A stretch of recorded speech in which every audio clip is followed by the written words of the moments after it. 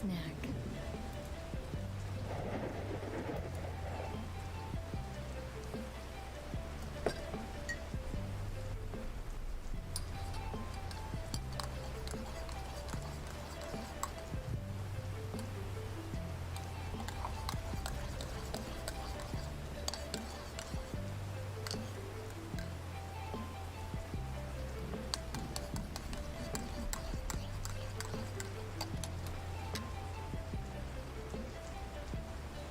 Oh, it's hot. Oh, it's gotta be so hot.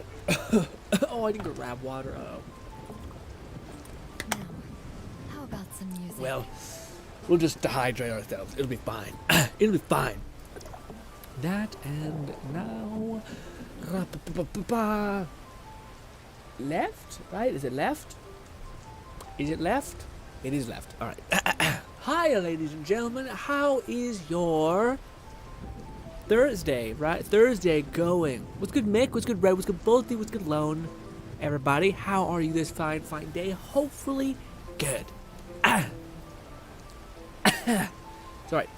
Hopefully good. Thought we'd just take a step back, relax with some Tower of Fantasy, catch up, talk, all that.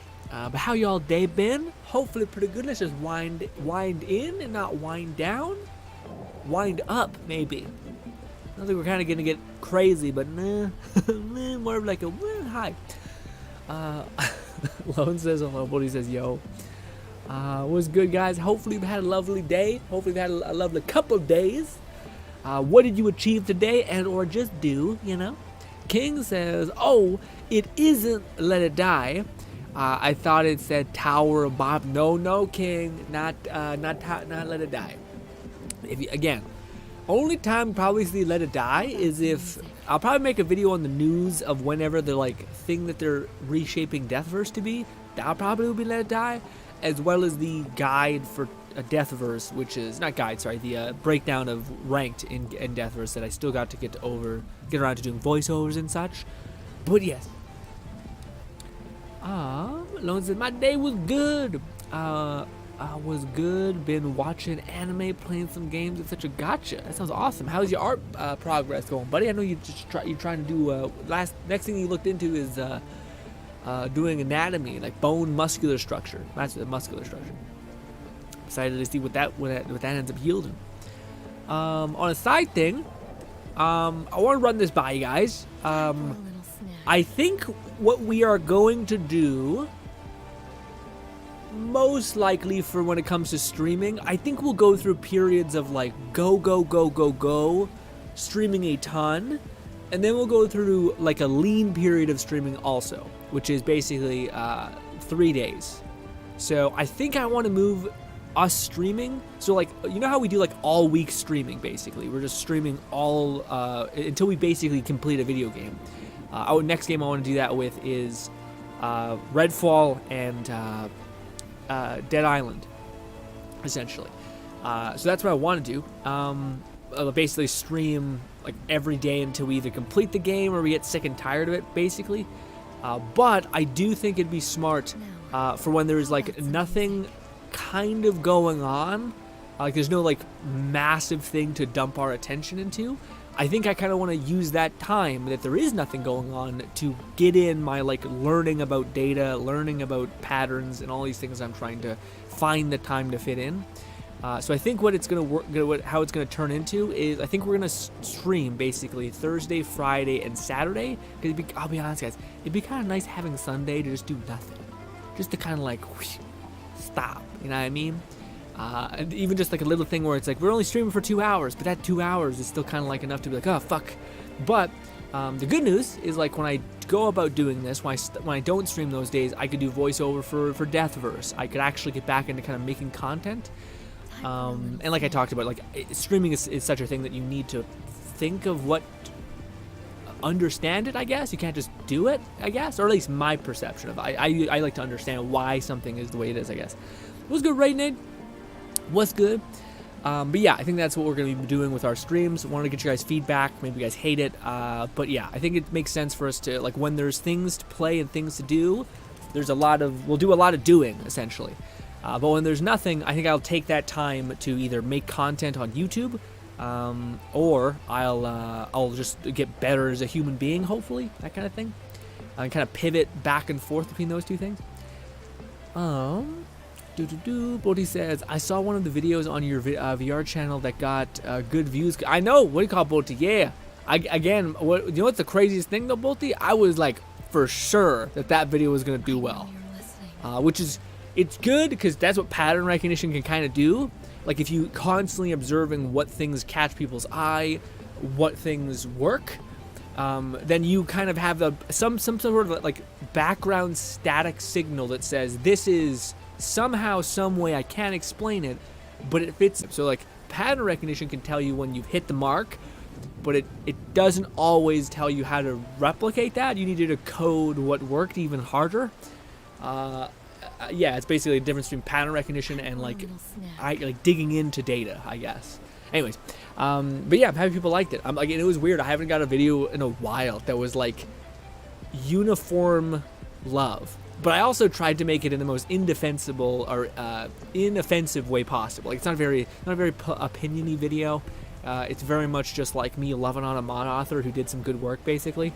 So yeah, that's what that is. But thank you so much, Bolt. I appreciate the support and the things. It means a lot. Mixes, what anime do you want? Ooh, good question. Oh, I finally finished Vermilion and Gold. I tried to make a video talking about it. It might be one of the most embarrassing videos I ever had to do voiceover for, but we'll see what happens. Lone says no. That was my next topic after I finished my current project. Oh, I see. That was your next thing you're jumping into after your current one. Gotcha. Buddy says, I've been pre-downloading Diablo. Is that out right now? Diablo or no? That's just one of the Diablos. Because the new Diablo, I thought was going to be coming out soon here this year, but I don't know if things got delayed or what be happening. Also, we should do our dailies just while we're chilling. Yeah. Also, I only have a couple messages in my mailbox. Just a few. We don't need to talk about it. Every time I log on, you guys talk about it. And I'm like, well, what do you want? Okay. Ooh, we actually got some good. We got 20. Not even enough for a half of a wish, I think. But, you know, something. Penance, all that. This is the thing that does the things. Dailies. Vera. I wish you could just say Vera whenever I tell you to not do Vera, then come talk to me. Like, it locks it in. I guess people would find that annoying. It's nice to have the choice, I guess.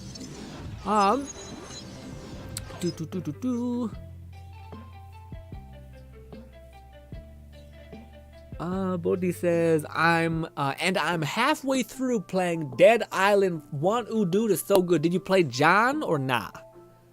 I was just on loan to play John. I think he had a good time. Somewhat of a good time. I'm not sure if he's finished it, but they beat Riptide at this point. But yeah, I guess it's not the same thing, Dead Island, Riptide. I always think they're synonymous, but I guess they're not. One's like, Riptide's a big game though. Like, it's not like it's a short thing. But yeah. Or maybe I just did all the side quests and shit. I mean, that like front-loaded the thing. Or maybe it's like a deal. I don't know what that is. I'm not sure what that. How the like sizes up. I think it's like a micro expansion type thing. I don't know. Oh god. Oh no. I just wanted to grab the loot. Oh, I done goofed. Oh, wait, no, we're fine. Go. Whew. Okay. Lone says, I might hop on Deathverse and practice more because Champion Cup is coming up. Ooh, that's crazy. Is that just like a giant league, kind of like competitive scene? Interesting. How do I...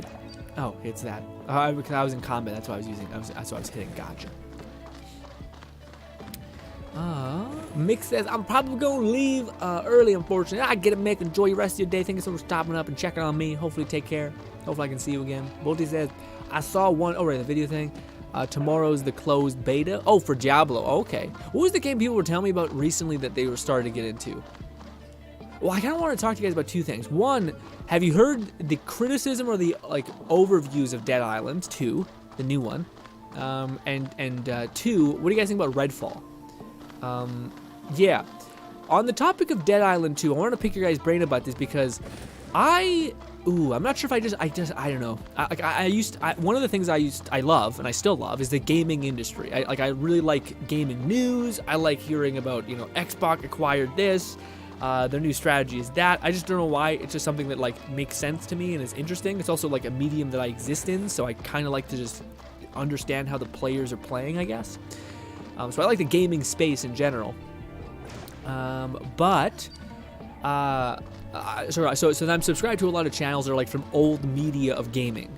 But one of the channels is I'm not gonna mention them, but basically they did like a review for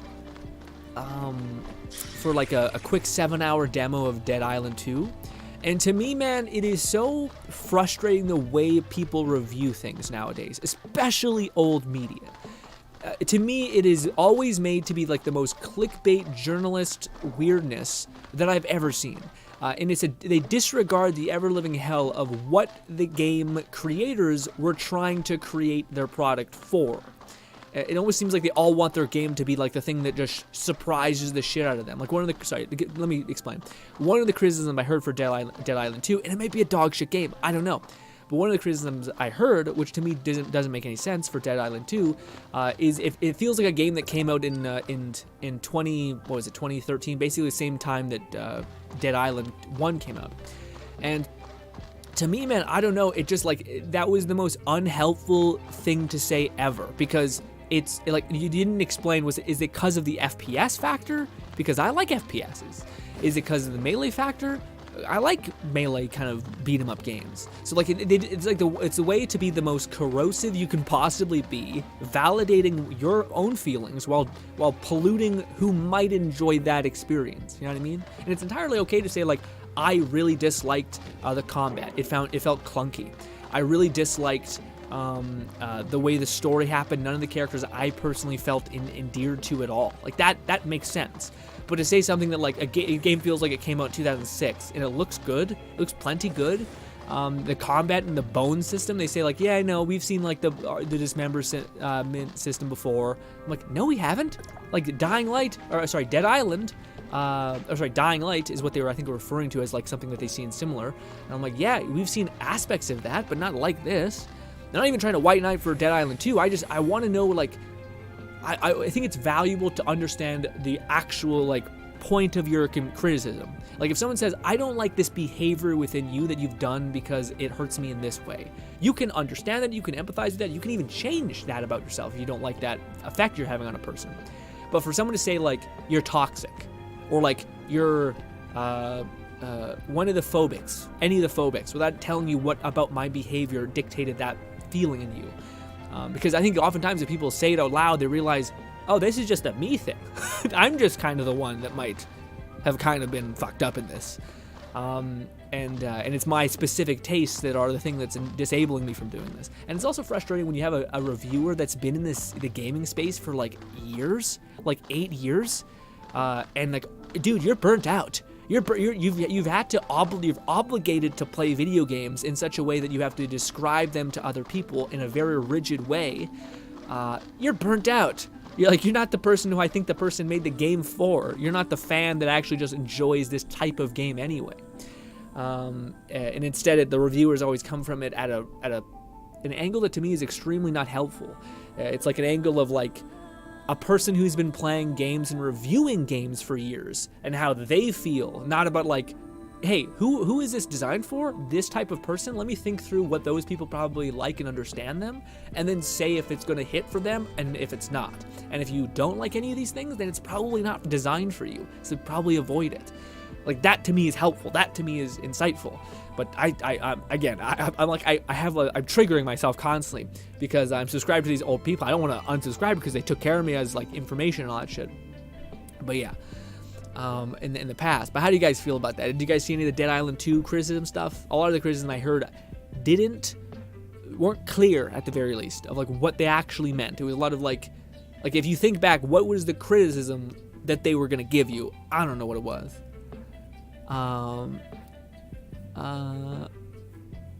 I played the gun girl. Oh yeah. Say that's him as Lone. That's Lone's favorite character, the Asian girl. Oh wait, no, that's the what do you call it? The girl with the dreads. Right. She's the one. Yeah. That was a pain in the ass character to play because you had to like grind through half the game in order to finally get a light ammo blueprint, essentially. Pain. I have no clue about their name. Yeah. DBD is Dead by Light. Got it. Mick says, and when I look at my left and my sister is staring into my skull. What? Why? Why you just eyeballing you? What did you do? No, I'm kidding. Yeah, we have to go over there. That's where I was going.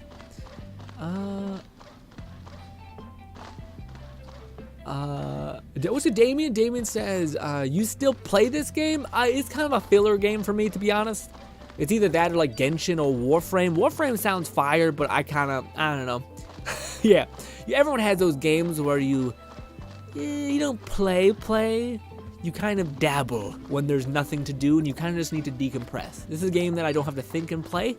I can just play and have it on the background and like zen out, you know what I mean? I can't necessarily do that with like Let It Die because it's just a proactive game. VR, the nature of that is you're standing and like moving around, like physically moving around, so it's tiresome. So you can't do that either. I just want a nice chill day. Is that too much to ask, Damien? The Reddit of this game is always having complaints about being expensive and power creep. Yeah, probably. I could see that. The expensive thing I've heard a lot of people talk about, which like I think it's just because people are confused. Like sorry, like what I mean by that is like it's not that they're wrong. It's that there's aspects of this game that seem kind of like pretty fair as far as gacha games go, but then there's these weird linchpins that they refuse to butt on. And you're like, but everything else is really like in line. It's not even like a monetary thing. Like I can't imagine you're making that much money from this. Yeah, you know, but maybe they are. Maybe that's why. But yeah. But man, every time we're in any of these communities, people be mad. I remember when I was in the Destiny community a lot. Everyone was peeved. Man, Reddits in gaming communities. I don't know many that are like positive, except for Reddits that are like ruthlessly moderated, essentially. So much so that like any negative thing is just immediately purged, and then it just looks like you're in some sort of weird uncanny valley, like freaky love fest, where like no one ever makes a frown here. This feels like a horror movie. I feel like I'm about to get stabbed. I don't know what that is about me that signals that like when everyone is like creepily smiling is just like there's something off here, boys. We need to get out of here. Mick says Mick died at age of 16 because of his sister staring into his soul. Man, I being the youngest of two older brothers, I would not have been stared at for more than 2 minutes and not gotten like noogied or put in a headlock or put into like 6 different uncomfortable somehow WWE like leg lock weird behind my back. Like, is there any younger brother in the audience that also has ungodly decent flexibility but did not ever try to attain that? It was just like, oh, it's just survival in a sense. I love my brothers. My brothers are great. Ooh. Boom. But what do you guys think about the? I thought we'd get some feelings on the thought of us basically cutting down our streams to being 3 a week instead of like the 5. So basically, we would stream Thursday, Friday, and Saturday. We'd stream one big old shot. We'd do some VR, probably do some other like chill games. Yeah. And then we would pivot back to like streaming one whole week basically for playing a new and interesting game essentially. Like if that game was Dead Island, then we'd play that. But yeah. Alone says, well, since Suicide Squad game got delayed, Resident Evil 4 remake is gonna have to hold me over till Dead Island 3. You mean Dead Island 2? Yeah, Dead Island 2. Yeah, I know what you mean. Yeah, man. Again, we were in this kind of like a lull, which is not really, that doesn't exist for me. Again, I talked to you guys about like the VR community having like 50 games that to me are like hella worth experiencing. But at the same time, you're kind of like, what do I do with this? Do I do that or this? Yeah. Because my sister's crying so much that if I tap her on the head, she tells me off. What the heck? What make stop torturing your sister at this point? I'm not sure what's even going on. What do you mean? Why is your sister crying? First of all, second of all, why is she a child? What? I don't know, man. This seems like a lot of information. Also, you're like, I'm gonna have to leave soon.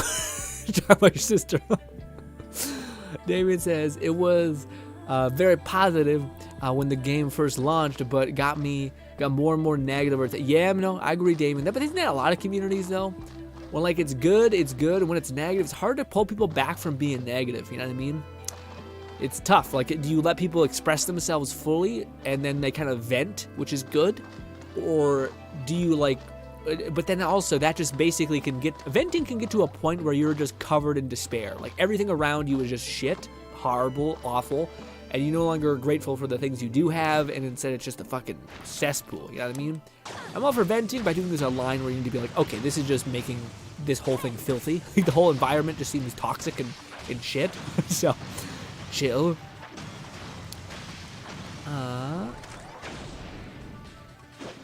Lone says, I am the youngest of 7? Lone, what? I don't think I've ever, if you have told me that, I don't think you have. If you had, it must have been like in a one-off thing. But that's insane to me. 7? Golly. Lone, that kind of makes some sense. You're pretty independent as a person. You ran that club, the anime club, etc. Makes sense a little bit. I feel like people who are the youngest child of that many siblings, at that point your parents have got to kind of been like, or whatever, your caretakers have got to kind of been like, listen, we're on limited bandwidth to like hang out a lot. Okay, so you're gonna need to figure out how to be self-sufficient to some extent, because golly. Nope, never brought it up. I have 3 brothers and 3 sisters. Golly. Whew. Shit. And you're the youngest. And you're like, I think 20. I think you're like 20 something. I think. Or are you still? I know you're like 22 or 3. Where are we going? We need to kill. Wow, I didn't mark it on my map, so I don't know what we're supposed to do. I think we're supposed to kill sea otters, which is a little fucky, but you know. No, the quest. The quest. There we go. Eliminate otters. We're a monster, but it just is what it is. This. Ah.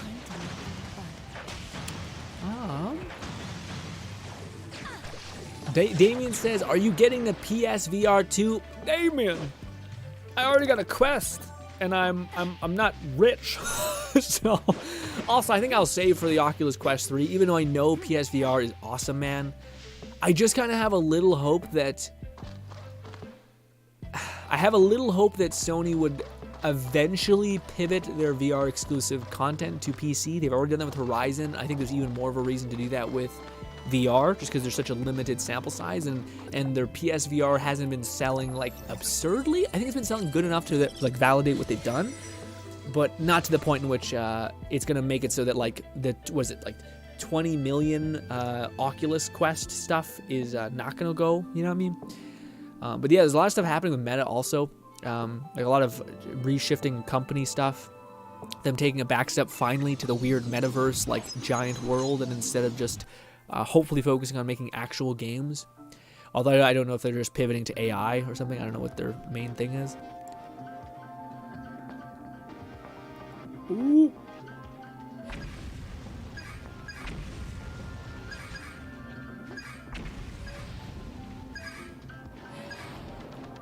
Or even pop.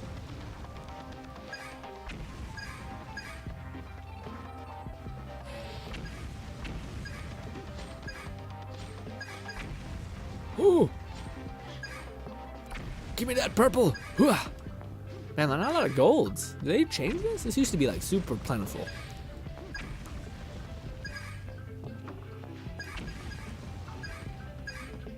Ooh. I hesitated and I I was stuck in the middle.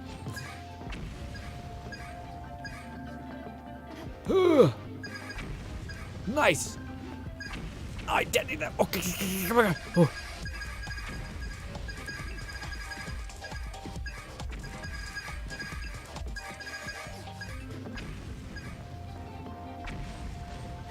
Ooh.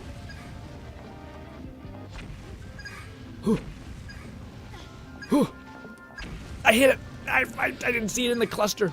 I didn't see that in the cluster too. No, the purple one. Oh, it's the only one that's worth.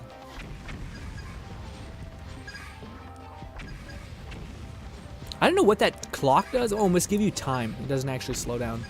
Slow down time, that makes sense. Ooh. Let's just give you more time to capture orbs.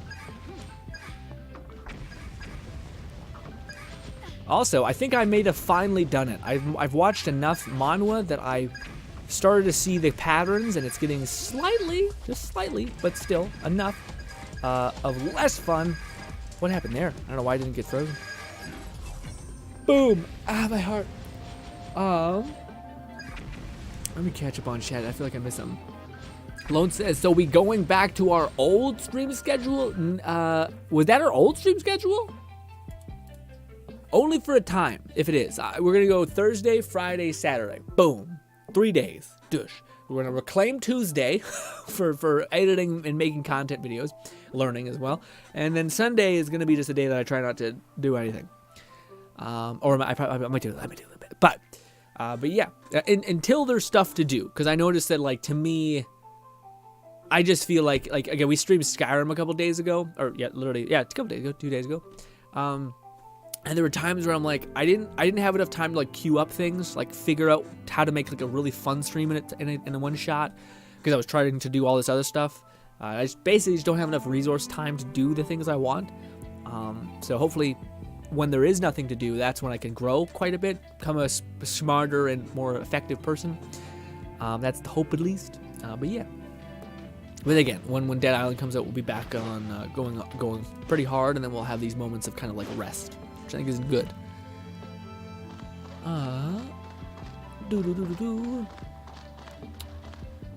Mix says, so I literally have like 9 siblings. Yeah, see, I don't think that's a so thing. I think you guys are absolutely in the minority of that being commonplace.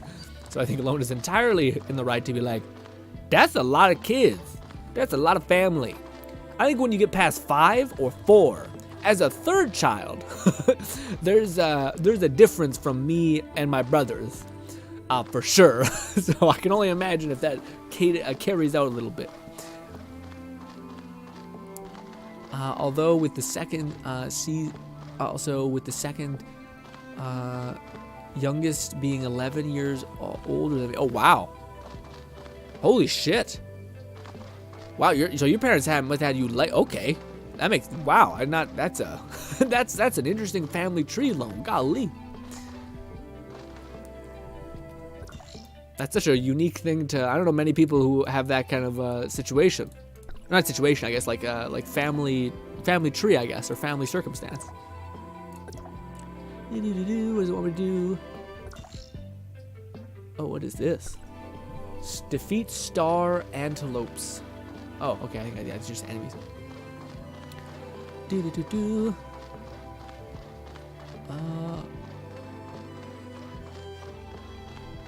11? My friend's brother is 30 years older than him. Jesus, that's a gap. Either that or it's young. It's real young. Regardless, that might be our future, boys. That might be our future of like having kids real late. Maybe. Seems like that's the people having kids less, and all that stuff. I don't know. I don't know how to feel about it.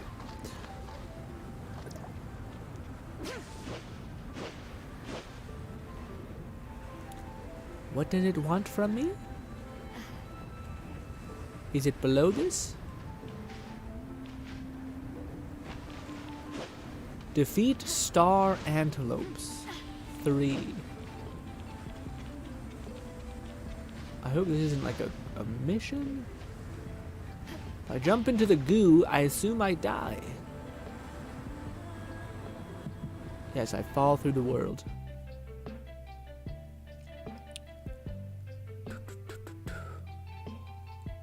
Bodhi says, I'm also the youngest, but it wasn't that bad. Never really got headlocked or what.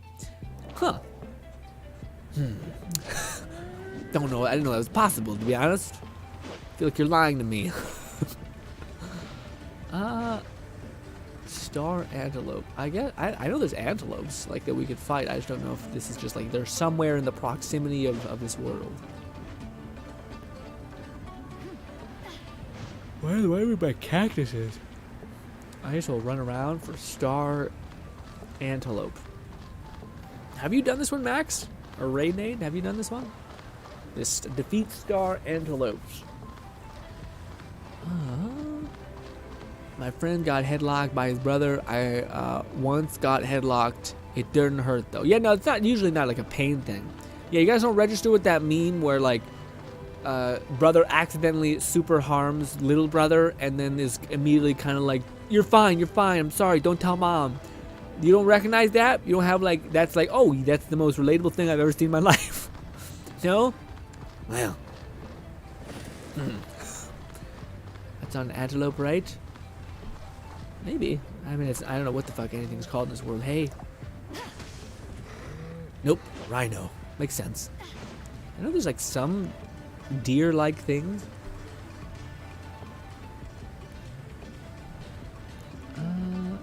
You actually got headlocked today? What'd you do? Did you deserve it or nah? It was the people just being cruel. And why was it your sister probably? Lone says, oh, not exactly. No, that's not one of them either. Oh no, not exactly. When it was Friday, Saturday, and Sunday, but 3 days, never late. Yeah, that's basically kind of the gist. It's gonna be kind of going back to 3 days, and then it's gonna go back to 5 when there's content, or when there's like a game that I can just like, we can just know life basically. That's the plan or hope. Also, Nikita. Oh, sorry, I have you on the background. We're playing Crucible Death. Gotcha. I was gonna say if there was any of this this quest that we have, Star Antelope, if this is like just the deer things that we kind of sometimes meet in the real world, or is this a boss? Oh wait, does it say View Explorer right here? Please go to Aspira to perform this action. Oh, I may not have this special area unlocked, so that sucks. So when you go to Vera, now they put a quest in this fucking thing. Go. Yeah, it won't let me go. So I imagine we can't complete that. That sucks. Shit. I know there's like a special location that was existed within Vera. That we never got around to getting to. So I guess we don't get to have fun. It's been oh my god, it's been a while since we've been to our cool house. Is it this? Yes. That's fishing. No. Can we stop hitting me for a minute? Thank you. Go. So I'm like half. It's fine, Red. Just tune me up. I'm not kidding. Go ahead. Lone says, also, Nikia, a new Nikia was released yesterday. Her name is Biscuit, and she is just adorable. She is a support who is a jack of all trades. How cute can a person really be? You know what I'm saying? What is going on here? What is going on here? This is Biscuit. What is this character? Images. She is like a dog person? Man, that's a small skirt. That's a real small skirt. Here's a non-risque, conveniently cropped, we'll call it. Image. Here we go. Look at that. Cute. It's a cute character. Is that dog ears? Kind of cute. And there's this skirt just keeps going for a lot. Don't stop. But looks cute. I get it. Looks like kind of like a. Weirdly, she doesn't look like any particular puppy. You know what I mean? Which I don't know if I like. I think I like less. She kind of looks like a nothing, honestly. If it wasn't for the long. Well, it's cool that the long, floopy ears. That's probably fun. Different, you know. Go with this. Also, my cousins have a new baby. Oh, nice, Mick. Congratulations. Lone Singer says correct. My parents' age gap themselves was pretty big. They had me late in their lives as well. Oh, I see. Okay, gotcha.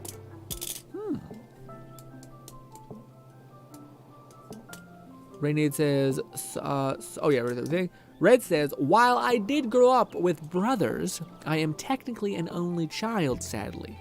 I've always wanted siblings, but never. Yeah, I remember you told us about this. You wish you had you know, what do you call it, brothers and friends and stuff like that, or like brothers and I know you're listening. I don't know what it's called, maternal. I don't know what it's called, but yeah, the like connection that brothers can give you. But if you had brothers, like quote unquote brothers, even if they're just really good friends, I think that's plenty to understand what that means.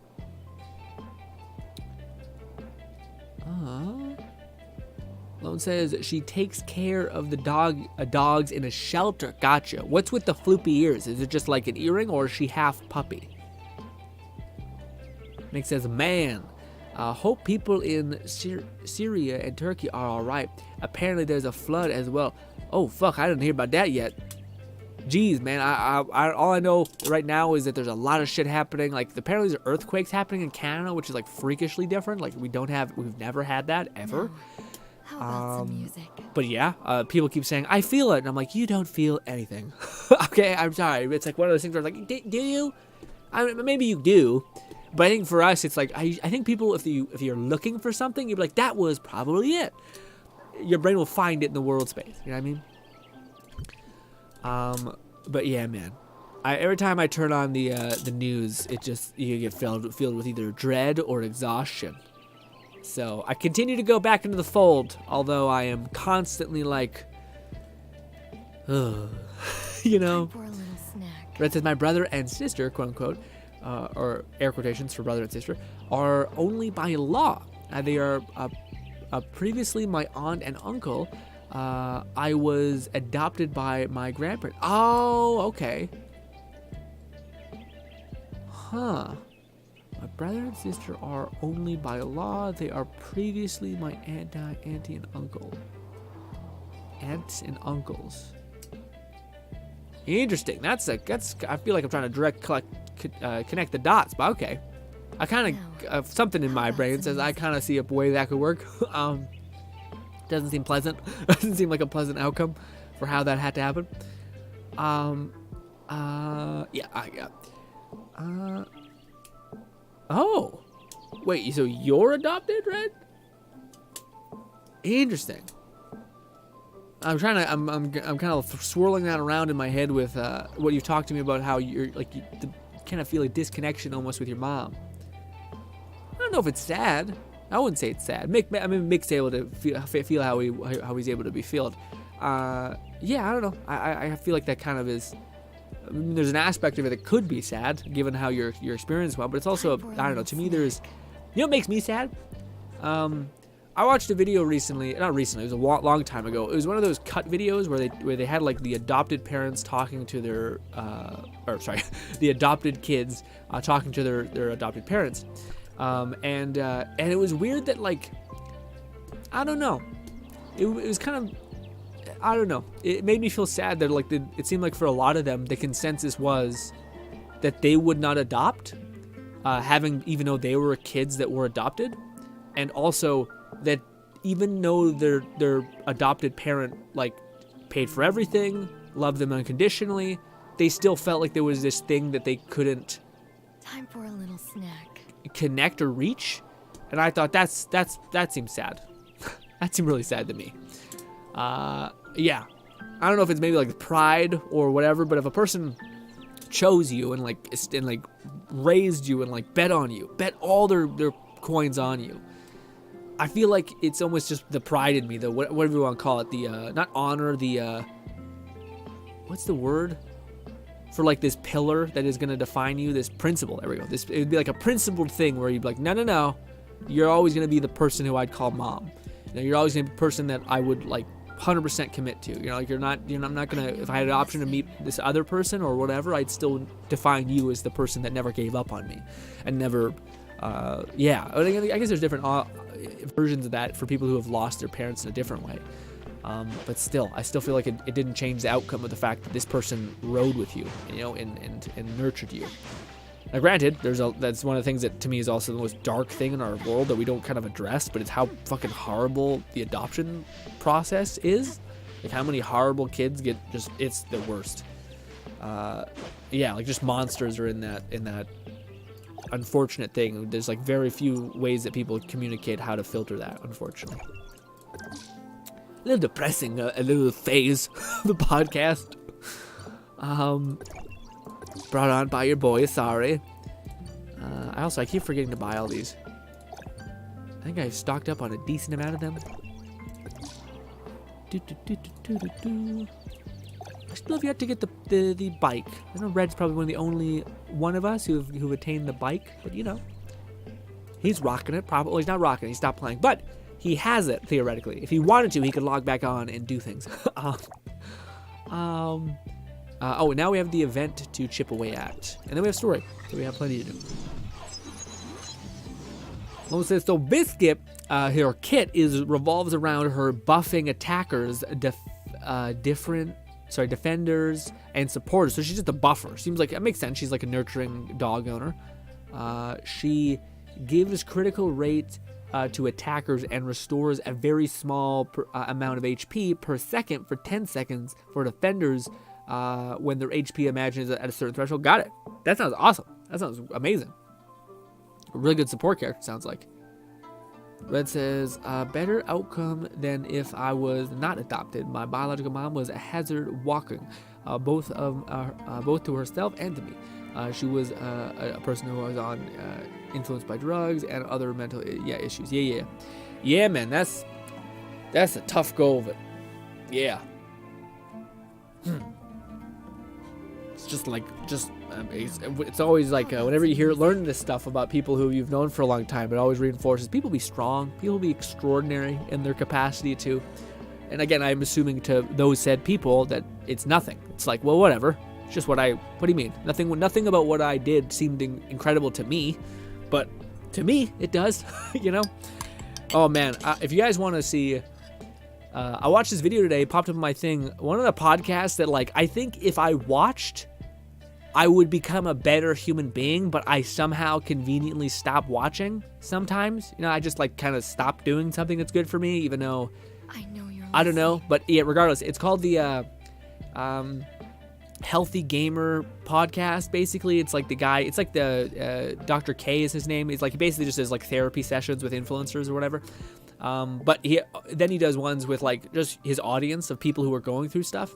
And the one he uploaded today was a guy who spent $50K on like dating advice, and just like it's shocking. Like it's this guy who's like an extraordinarily, how do I put it? He's like the definition of what every like guru weirdo is trying to sell you that women want, and he just basically is like he's very successful, very rich, looks very good. Very good at communicating himself, very good with his emotions to some extent, but he has like these background scars that like kind of are the whole reason why he is the way he is. Like kind of comes from, it seemed like it came from a deep-seated like feeling of not being adequate. Like when you're young, you're taught that you're not perfect, you're broken.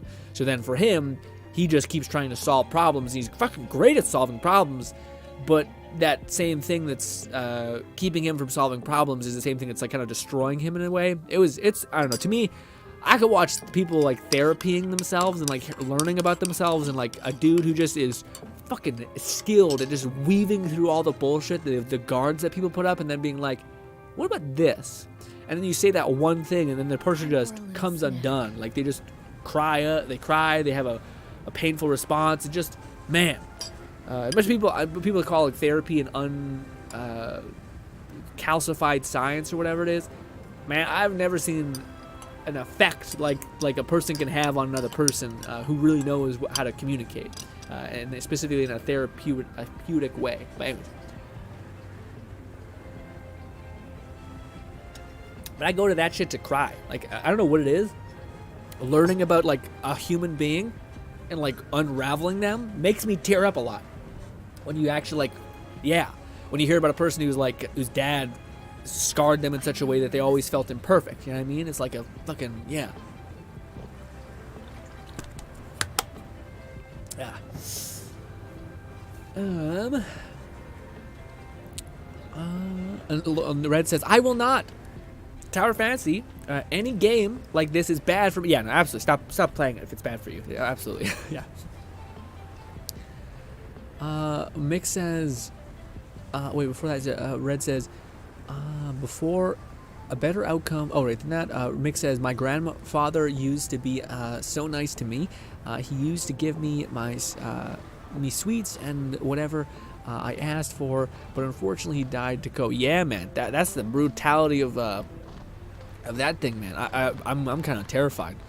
My grandparents, my grandpa, he has this issue with his knee, and man, if you ever like, it's kind of weird, but it sounds like you just get such a wake-up call for how important it is to like become as healthy as you can by like the age of 27, if you can, because the work that you do at that point will determine. I think it's going to get easier over time. I think you could just take testosterone replacement and then like kind of get to a good baseline, stretch your body up to a point in which can be good. But yeah, it's apparent that like specific exercises that strengthen your body, because the first thing that goes is your twitch fiber muscles. Anyways, the point is that my grandpa can fall, and I never thought that someone could fall 2 feet and like break their whole bone. Yeah, like it's crazy how the body gets frail and how your twitch fibers, like people don't realize when you fall, 16 chain detonating muscle things happen to reduce the impact by a lot. But if you just completely like numb yourself and you crank your knee into like something hard enough like concrete, you'll just pop your shit completely open. It's right, an old person can fall and break their hip. They're not falling from 2,000 feet, they're falling from 2 feet. Literally just like falling over and then bang. So yeah, but yeah, I'm sorry you lost a great man out there, Mick. Sure he's looking down at you in pride, with pride. Raid says, all right, I finished the Crucible. Is there anything you want? Nah, fine. It doesn't matter to me. But thank you for, checking in.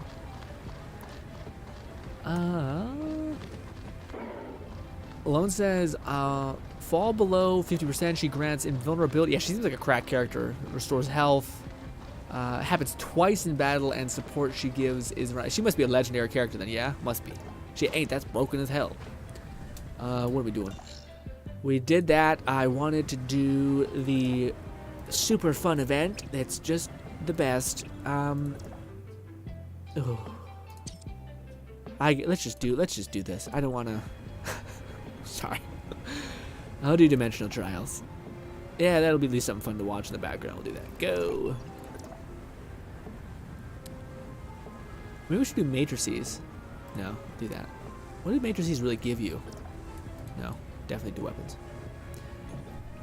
Apply. Do it. Lone says damage as HP for 10 seconds, and to answer your question, Grin, she herself is a doggo. She has a tail. Oh, okay. I mean, with this generation of people, you don't ever know if that's a tail. You know what I mean? But you know, especially in gacha games, who knows? Lone says so most. Oh wait, Red says as I've said before, if a game has microtransactions, I will avoid them like the plague from now on. Not a bad rule of thumb, as long as you don't. Yeah, what do you call it? It's like the whole argument, like where some people just hate the fuck out of drugs. So therefore, like if somebody does, that's a bad example. It's like someone who hates alcohol or something like that, and people are like, if you have alcohol, you're the worst. Basically, like I hope there's a person that exists that is unaffected in any capacity, not even good, not even bad, by said microtransaction things. So yeah, I think maybe I'm wrong. Maybe everyone's slowly getting corroded. Could be. It could be. Maybe I'm just an addict trying to figure it out. You know. Also, I wish they so badly would have just cycled this, like just allowed you to be on a loop, like a playlist of you just doing this over and over again.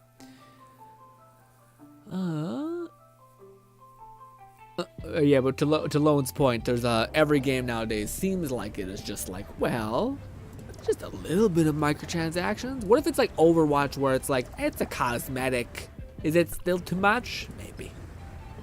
It's not a judgment on like if it is right or not wrong, by the way. It's just me curious about what it would be. Oh, you can do 3. That's neat. You just burn all your resin, maybe.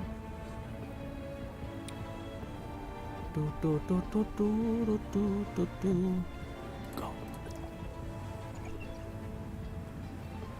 Rainade said, or I read that. Sadly, yes, the industry has become far too greedy. Red, I know you'll probably never get into it, but VR ain't a lot of, there ain't no microtransactions, and they're all the cheaper games. There's a buy-in, but you have a good PC now, or better PC now. It probably, yeah, it's a first-person game. Yeah, I mean there is a third-person like mouse game you can play, but yeah.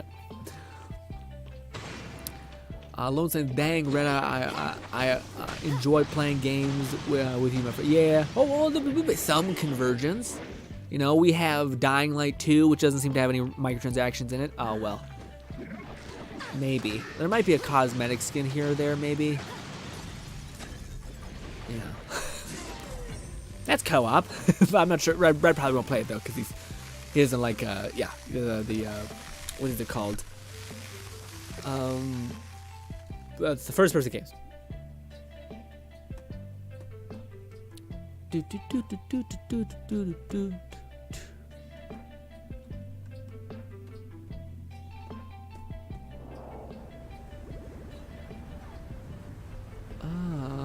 Sadly, yes, the industry has become too greedy.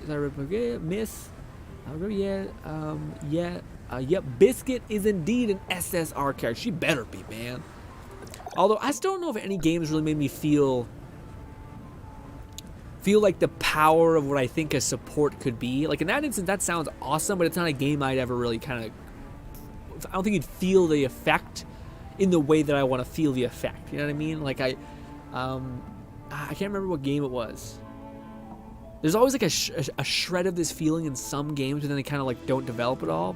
But like the idea that you have a mage and you have a glass cannon character, and that maybe is the character you're playing, and then you have a healer. That healer is cracked out of their mind. Like just all the skills you described, to where if you have them on your team, you level them up and you buy those skills, or invest in get level up points and then buy those skills. You just feel like a walking immortal person. Like this feeling of like this healer, as long as I make sure I keep aggro off them and I keep enemies hitting me, I can just go, and I can just go, and I can just not stop. In games that are like top-down, MOBA-esque kind of like protect this region, protect this base kind of games, they tend to have it, but we don't really feel that.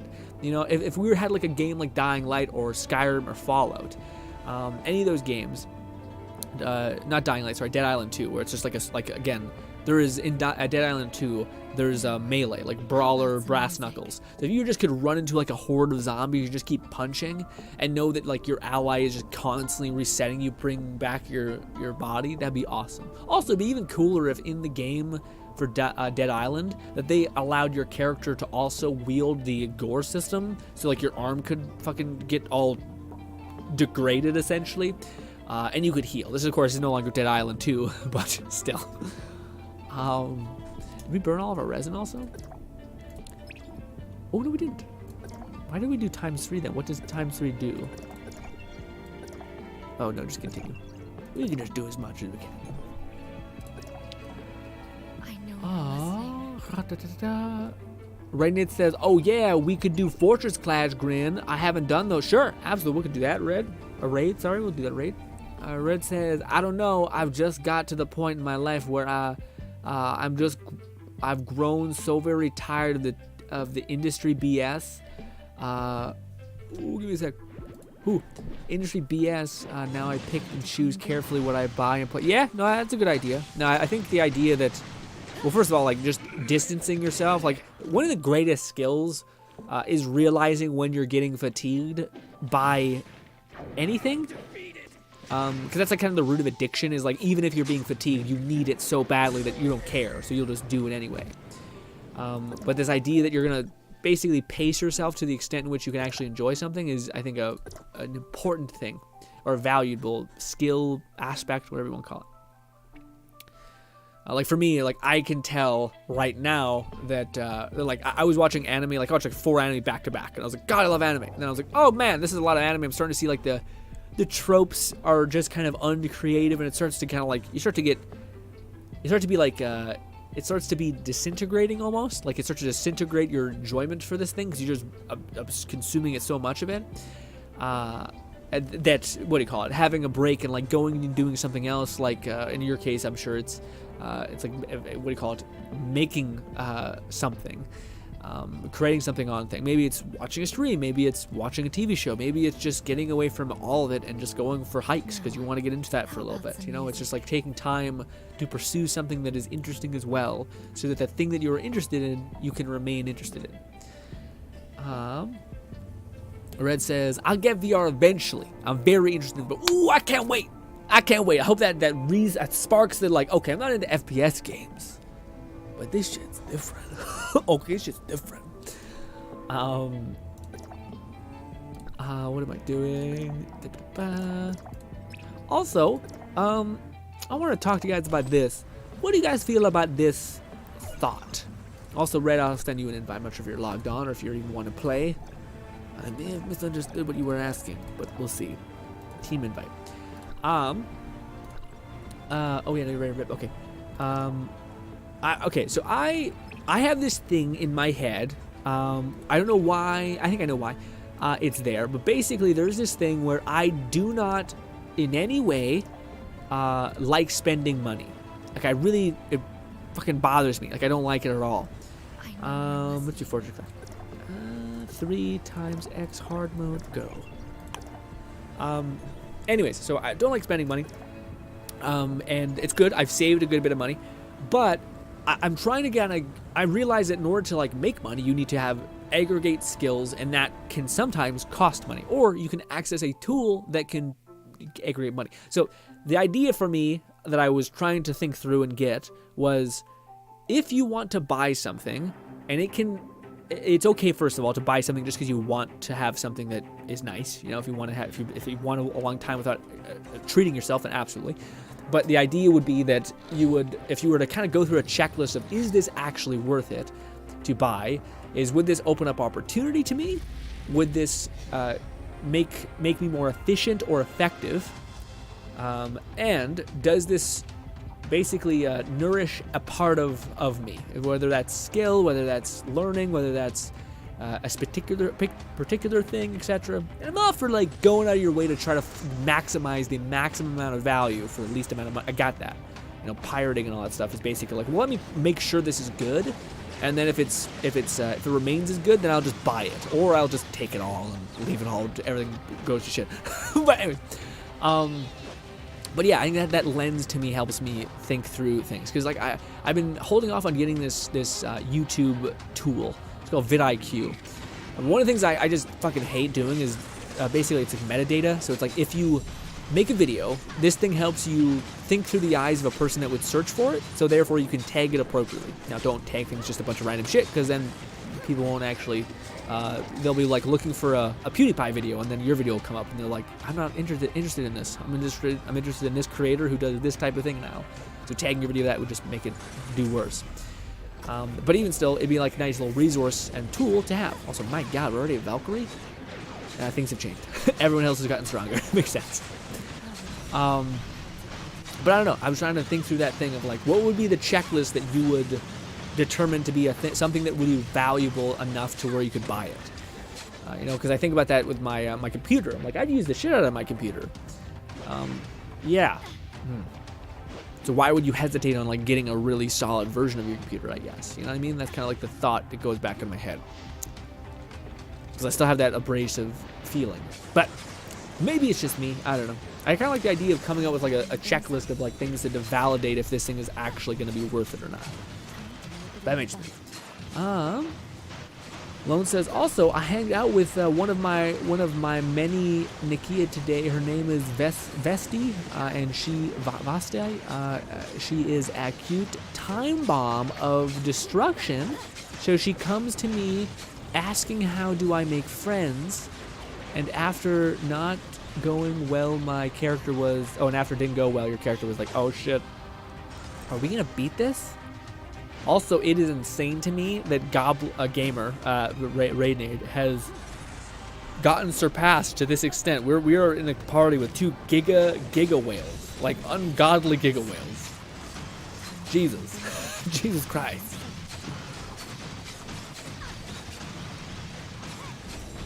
We finally hit a kind of wall. It still looks like we're gonna have plenty of time, but still. Mick says, I want VR so bad, my parents said I can get it for my next birthday. Ooh, man, which one are you gonna get? I imagine it's the PSVR, I imagine. Man, that game, that looked awesome. Again, I am jealous if you do get the PSVR. I'm so jealous if you guys get eye tracking. Also, one of the ideas I had, man, which I don't know, maybe it's crazy, but eye tracking can sense, at least within the VR headset, I've seen this, it can sense when you blink with eye tracking. So I was wondering why because it's weird to have VR but not have a way to interact without having to use a button. So yeah, so the idea is like that, like in Horizon you can look wherever you want on the screen. Also, I got pants. You can look wherever you want on the screen, and it will basically it'll act as your cursor. So like if you wanted to go to this place, you would just look at that options menu, and then you'd hit your A button, your joystick button, or your Joy-Con button, and it would just click. But I was wondering, why wouldn't you just do like a double blink? To where like if you double blinked and looked at something and you double blinked rapidly, why wouldn't that be like a all-purpose click or a button press? Maybe it's like, oh no, people accidentally like rapidly blink twice. I don't think most people do, but sure. Make it 3 then. Make 3 rapid blinks, and then you'll click. It'll realize what you're doing, and then it'll do an input of a click. That to me would be pretty cool to like just be hands-free to put your headset on and then basically operate with your eyes, you know? But I haven't seen any of them do that yet. And I'm like, that seems like a nice navigational feature. People do hand tracking, like you look at your hands and you do this, but then it's like super finagly in order to actually operate and click. So I don't know. I was hoping that they would do that. Who knows? Again, I'm hopeful that the Oculus Quest 3 will have the things. What things? Eye tracking. Hopefully eye tracking. Eye tracking, and it would be cool if we get more FOV. But yeah, eye tracking would be the ideal. That and like, here's a shocker, games would be cool too. Also, what is Oregon World? War. Ooh, no. So many things have changed. No, not Raid either. Void Rift. One thing I know. What is Abyss? Too much. That's what the Abyss is. What's good, Henning?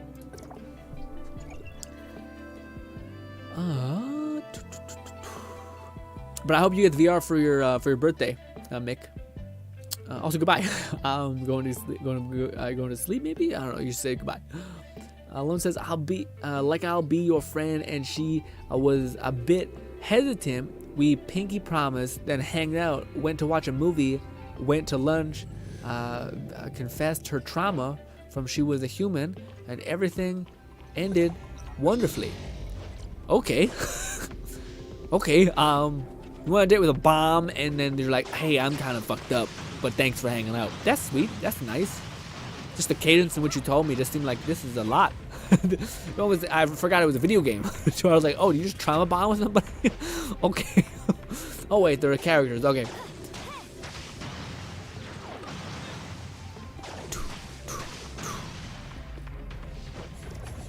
Ooh.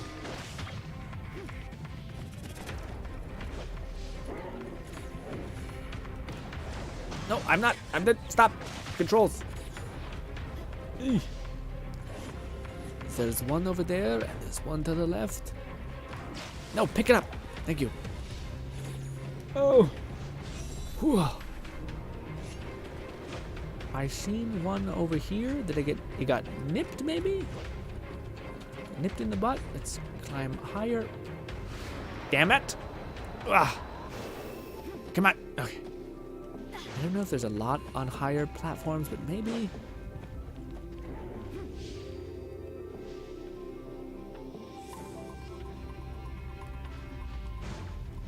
There's nothing up here. What the fuck? You bastard. Anyways. Nothing over down there either, I guess. Nothing. Well. God damn it. Maybe over here? No, you just left, I imagine. No. Damn it. King says, why don't they make VR headsets like the one from Sword Art Online? King, that is a big ask. Also, do you want that, my guy? To me, I always think of like the best version of technology and the worst application of it as well. I think if that existed, that'd be a Black Mirror episode first, where like states would basically be like, okay, you don't have to do that many years in prison because, you know, your body will degrade. We don't want to do that. Instead, we'll put you in like a virtual hell that you just kind of have to exist in for as long as we decide, really, until you're done, and then you'll just pop out and you'll be done. That'll be it. Seems like a nightmare. You know, if you piss off a government agency, they're like, okay, well, we'll just plop you in this horrible like state in which you're trapped in this computer in which only like 5 minutes goes by in real life, but you're literally there for 50 years being tormented. Yeah. This is a bad thing. This is a very not good thing. Yes, I'll keep my actual body. I mean, I'm into it. I'm into the idea that you go into a virtual, like, fucking Sword Art world. But it's also, like, undeniable that it would be atrocious and terrifying. Absolutely. So we have enough, right? I got a couple. I don't know. Who wants what? I'll give that to you, because I don't know. Goblin, I'm going to give you Electro. Why? Don't know. Just doing it. If somebody could give me fire of any kind, that'd be chipper. Can I have that, please? The fire one? All I want is the fire one. Are we already fighting? Well, shit. I'm the only one who doesn't have a set. Feels bad. Granted, I didn't have any set, so feels bad. Also, did they increase the size of the ring? Because Jesus, it looks huge. Time to nip it in the bud. Brr. Henning says, hey, Grin, how I'm doing good, Henning. How are you? Hopefully life's treated you positively since we've been apart. Have, ooh, Henning, please. Ooh. What game are you playing next? Sorry. Thank you, Goblin. I apologize for being the way I am. Oh no, Goblins are weak. No. No, no. I did it. Ooh, why don't I have any? Oh, I do. It's what's her name?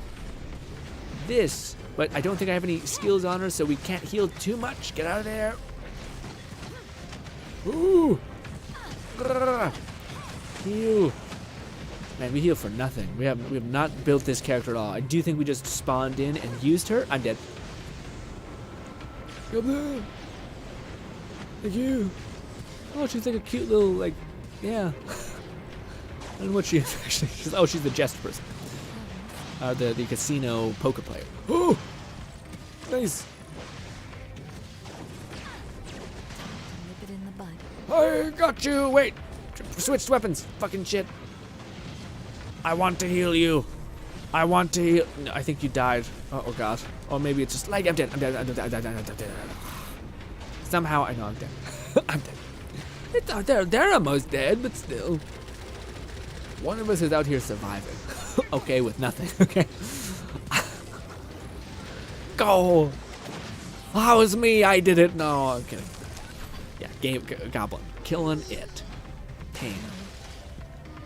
And I just leave. Leave me. I want to leave. Thank you.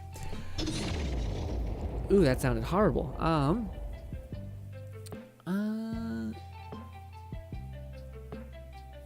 Red says there is actually a VR game where the only way to interact with it is with, yeah, I know, you blink. Yeah, you know, it's on the list to play, Red. It's like one of those games that I'm almost sure is gonna make me cry and or feel like very, like, what is that meme where it's like, this is deep kind of weird thing where it's like, hey, this is like actual, but it genuinely seems like a magical experience where like life passes you by and they're like, maybe try to not waste or not try to ignore it at this point. Like, try to genuinely let the cool moments sink in and realize that all of this is a part of living.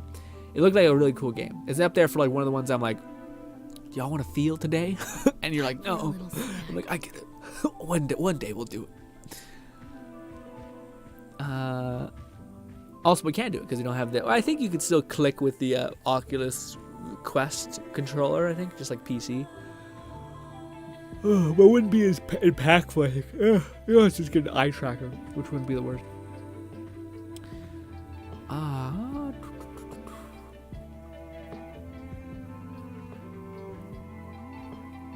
Henning says, "How is Tower of Fantasy? I haven't seen it in a while. It's doing a lot, honestly. I think it's still updating the game consistently. The character seems still interesting. I don't know if there's as big of a power creep problem, but Damien popped in here a minute ago and said like that's what the community still complains about. So maybe. But yeah, I don't know. It seems fine. What else do you want to do? Oh, also, Max, could you take me to Asperia, wherever that is, or nah? Do I have to have it physically unlocked in order for us to get there? I guess we do the let's do the event actually. Fuck what I just said. Let's do the event. All right, the event. Oh, did it? Is it gone? Is the? Oh, it can't be gone. We just did it. It was at the very tail end. Where is the event? That's the hide and go seek event. It's right there. Okay, 2 days. We're not gonna get. If dude, Tower Fantasy came out when we were in a pandemic, it'd be popping, okay? But it didn't. So, Alone says, so her whole trauma comes from when she was a human and she was basically bullied. Then she confronted her bullies. She also scares me a bit. She wants. Oh, I'll do a conceal.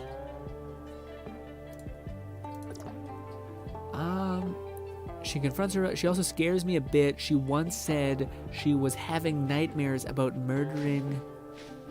It's good. A little bit American, but you know, golly, that's a little fucky. that's yeah, red alone. That's a red flag. That is a clean, precise, exact red flag. Yeah, don't know what to do with that. Besides, ew. Hey, problem.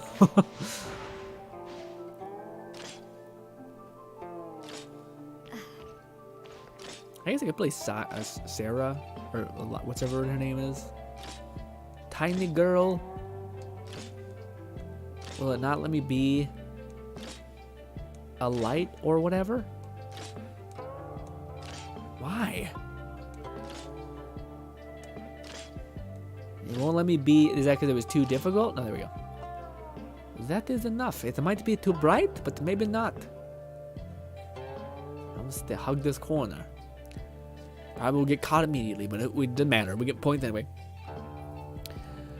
She asked what should she do, and one of the options was to kill the murderer. I picked the one, but she then said, "What if the murderer is me?" I was not ready for that twist. Huh. That's actually like a... Yeah, I'd feel like traumatic. Like, it weirdly does feel like trauma. Like, did I make the wrong choice? Oh no. Oh no, oh god, no. So, yeah. I'm always like, I'm going through the story in a very linear, passive way that's not actually going through the story, with Lone telling us this, and I'm like, I don't know if I'd want to continue the story. Like, this is a lot. I'm worried. Lone says, also just got a 7-kill game with the new twin knives of Tempest. Is that in Deathverse? Sounds like a Deathverse thing, maybe. Henning says, I'm pretty good, thanks. Been a bit busy couple weeks, but busy is healthy, mentally speaking. What? Busy is helpful for like your mental health because you're constantly keeping going. That's a good point. Although, yeah, Yeah, being tired, mentally drained, exhausted for the future is also not great. But as long as you're happy, we're good. I should smash my coffee, finish it. Ray Nate says, I'm gonna be AFK for a little bit. I'm gonna use a restroom and get some snacks. Ooh, what kind of snacks? Let me sure you're using the restroom. Oh, my body. Oh, my body. Guys, I'm wearing... Oh, I'm dead. I fucking died. It's happened. What? Excuse me? I was about to say. Yeah, but say you gotta see me. You gotta see me. Conceal, assist, agent assist. No, I conceal. Oh, she might have been making me invisible, and I fucking ruined it. Probably. I'm the worst. We survived a little bit. I don't know what I was about to say. I'm about ready to talk about snacks. Oh yeah, the other thing I want to talk to you guys about is about Redfall. Redfall looks dope. It looks neat. I do feel like it is. I'm happy, but I'm also sad. Oh, that's what I was going to say. I'm wearing like a double XXL sweater. It's basically a dress, but it's warm. So yeah. But what was I gonna say? Oh, Redfall. Redfall kind of makes me feel a little. I don't know. It could be a great game, but it always to me feels like the more a game does something that is like super unique and different, it kind of pulls on the reins when it comes to that creativity a little bit. Like the idea of, I remember there was a game called Vampire the Masquerade, which was just like the weirdest, hyper-specific vampire game you could ever conceive of. It was just like a very strange, how did this get made kind of game. But it like went into the like meticulous, limiting, frustrating at points, like vampire weird abilities. And in Redfall, it seems like instead of it being like, okay, this is a world where everyone's a vampire and you're somehow this techno freak who is not a vampire and can fight vampires. Sure, like kind of like a weird modern Gen Z Van Helsing, iPhone type vibe, which sounds fine. That was a bad depiction of it, but but yeah. But to me, instead of like leaning into like, and it might lean in big time. But I don't know if it leaned into the weird and to the what made it unique, like the idea that you're playing with this thing that's not played with a lot and very rarely well, which is vampires. Like this thing that has a bunch of lore and mythos around it. You could make things valuable and limitate other things. The only thing that kind of gives me a little bit of excitement is that Redfall apparently does have some like looter shooter elements, so there might be like a build that makes you be able to feel like in some way empowered, But like in Redfall, I don't know if we're gonna get that like hyper leverage on the weird and the not even weird. I don't mean to say weird as like this off thing. I mean to say like I want you to go into the thing that you've chosen to specialize in and develop it and give it depth. So like the idea, that's what that Masquerade game did. They went into like the meticulous depth of like, okay, you're a vampire. What kind of build do you want? Well, in Mythos, vampires can convince people. Okay, so what if there was a spell that you hit and you mask a delusion everybody? Awesome. What if you level up the next spell of that and you can literally completely lock in a mind control zombie-like person, any NPC in the game? They immediately become essential. They'll take a knee. They maybe can like retreat if they get hurt, something. Like no game does that, And I the more I look at Redfall, the more I'm like, I think it's gonna be Far Cry with some unique weapons. You know what I mean? I love it, right? Yeah, Vampire. That's what I miss from video games, Red. I miss a game that like delved deep into the thing that they were exploring and didn't just. And this is what I kind of mean by Redfall.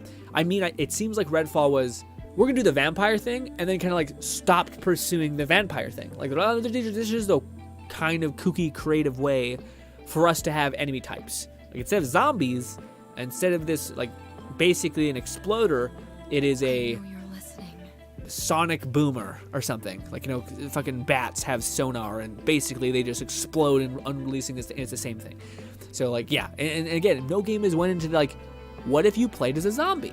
okay, what are all the potential mutations that could exist within the zombie? Also, is there a version of this that could make people feel empowered and feel also awesome? Not just be this gross, disgusting, melting human, but instead, if you mutate enough, if you grow enough, maybe you start becoming a much better looking human being that's more akin to Frankenstein, and then more akin to like a Giga Chad with green eyes at the very end of your skill tree. Like something like that could develop into something cool. Instead, it's oftentimes just like, okay, well, we've hit the box of vampire, the bare minimum. Let's just do what we've done before, which is basically like a Far Cry guns, couple gun manufacturer types, slap some mods on there that give you health steal when you shoot them. Maybe when you get a headshot, sniper headshot, you heal. Amazing, I know.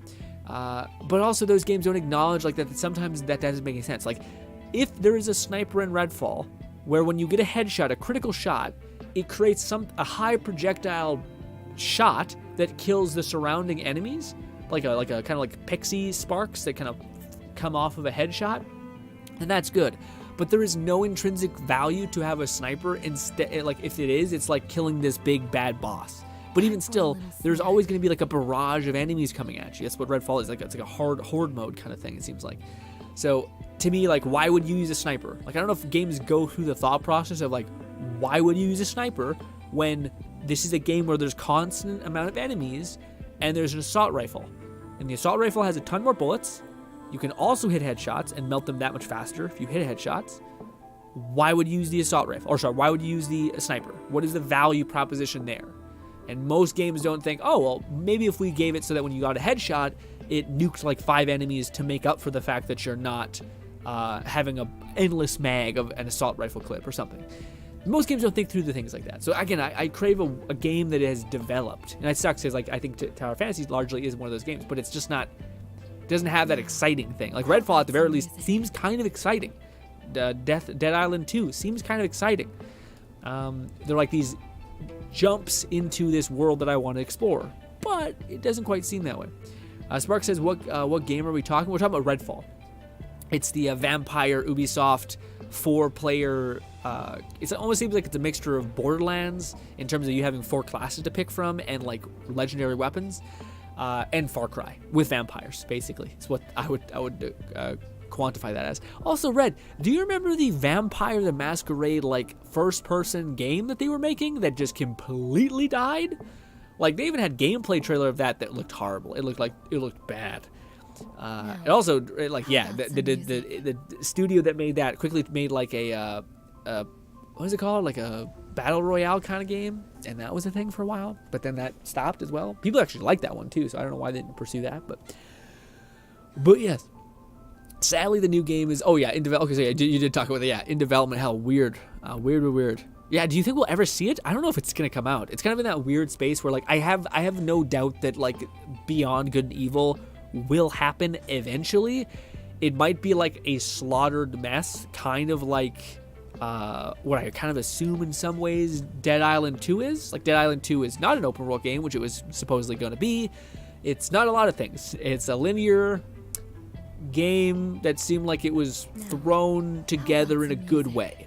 Doesn't mean it didn't like chop off half of the things that it was developed to just kind of ship something essentially. But yeah, I don't have as much confidence. I think Beyond Good and Evil will ship. I don't know if Masquerade will. Vampire the Masquerade, the actual like pseudo open level vampire roleplay game. I don't know if that'll ever actually happen because it seems like that they have less. Ubisoft is just like, we sunk so much money into this, we have to ship something. So I think they're gonna force that to happen. Although Ubisoft's been making really weird plays lately, so I don't know.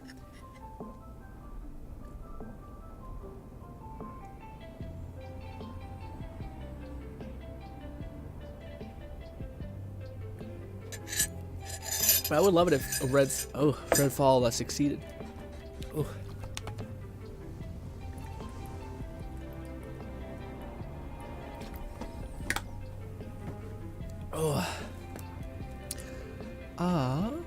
I still have no clue this even works. We should just keep spamming the event. I forgot why we were doing what we're doing. Lone says, well, Grin, even if it's red flag, I have already made the promise of the pinky. But on the bright side, she said if anyone were to do anything bad to me, that she'd kill him, which was sweet. No, I don't misunderstand me, Red. She'd immediately go to my like must-have character, 100%. It's probably some fucking broken part of me, but I would absolutely try to secure that. That's some ride or die shit. All right, now let's try not to die. Is kind of where I'm at, but yeah, I would fully send it for sure. I'd be with you.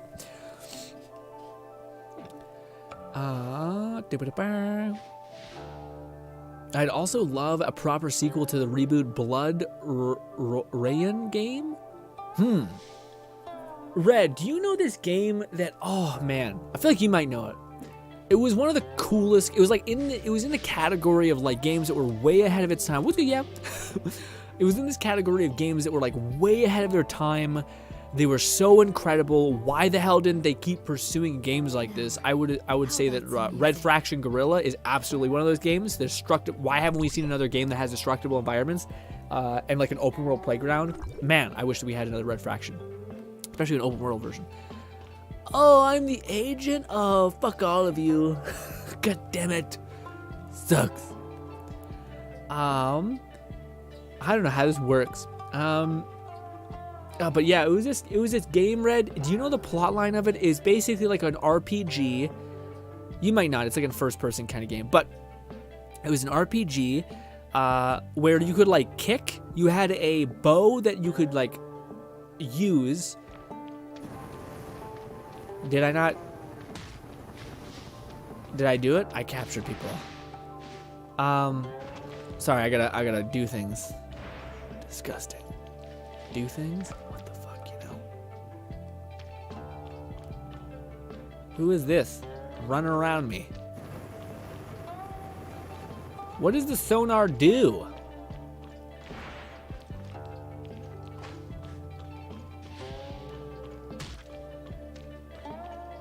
Also, did I catch this guy? I don't know. Hide and seek became an agent. Somebody helping me?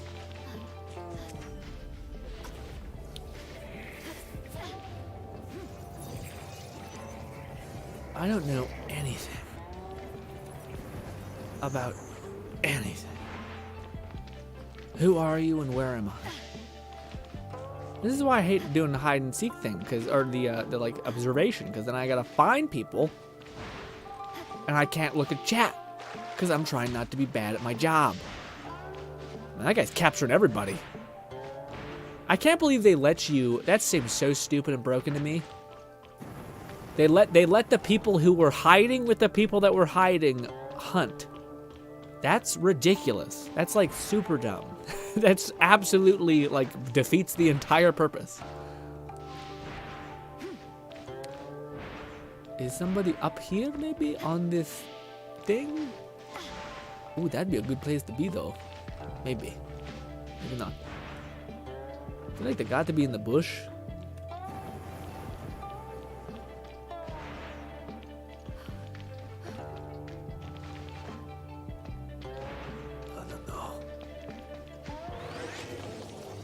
But you were there. I was gonna walk by, my guy. I was totes gonna ignore it. I did not know what even just happened.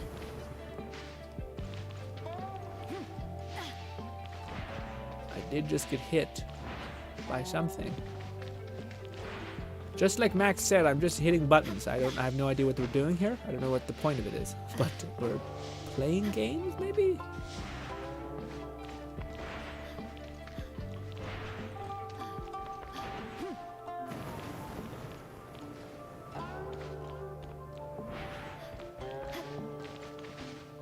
I didn't even know this is a thing. Back room.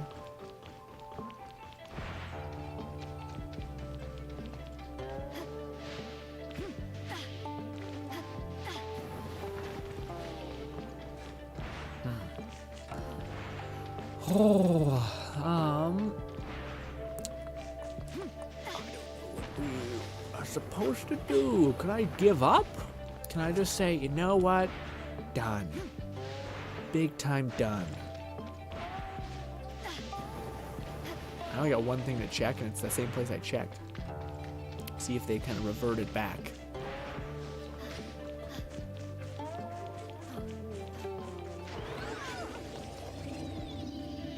I don't even know what happens when that happens. I guess I'm close?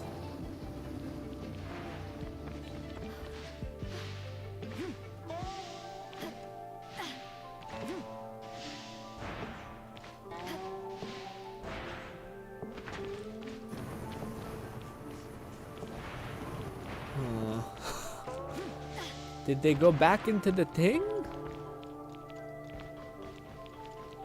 Would have been the only play I would have thought. 4 seconds! I am in fact the worst. How many points did I get?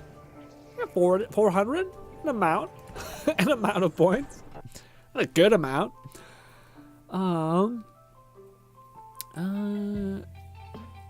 Red says, I was very excited for Beyond Good and Evil 2. It looks so good, and it'd be a space game. Sadly, it's in development. Yeah.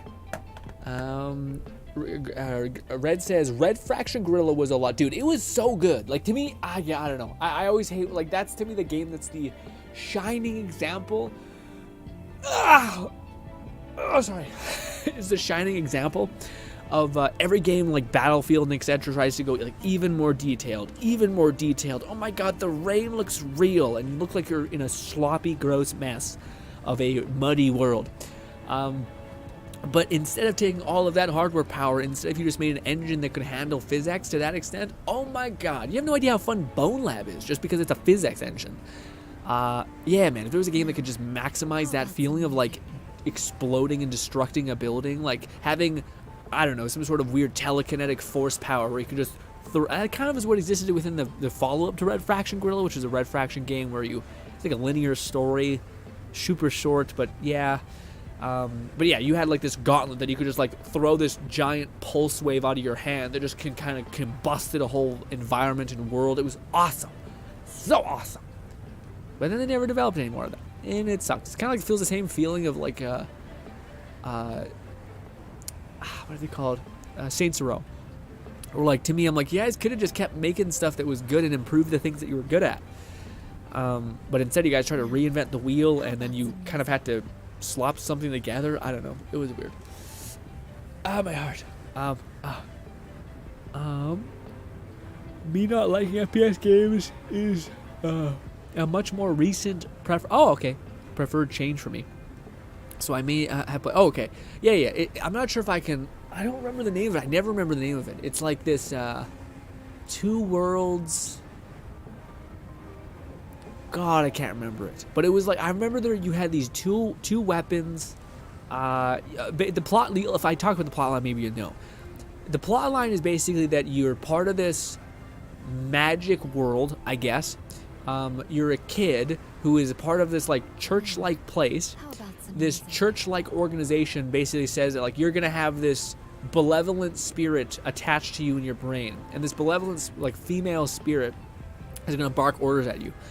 You find out that it's a corrupt, organization. It's not an angel. It's not a spirit. It's a demon. And this demon is trying to get you to resurrect your father, which is like this demon god. And then eventually you can like purge the spirit from you, or basically like side with her. That's kind of like, do you want like a demon waifu, or do you want this like other like adventurer girl human? Do you guys remember, is that ringing any bells? It was like a first-person game. You could like do magic. You could do twin daggers and shit. You could like prime yourself. You had like a bow that was like a rope bow where you could like hit these pillars and it would drop a rope down. You could climb it. You could like pick up bodies. It was a time when like physics and body manipulation wasn't a thing. It does not sound familiar at all. Dang it! I kind of want to let's see what it is. I just have no idea what to Google. Let me see.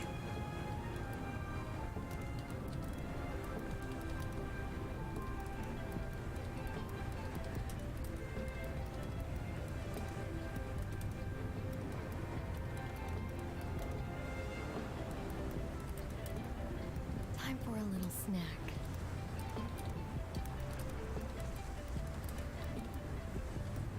Anything? That's a long sentence. I'm about to say probably not. Too specific of a Google search.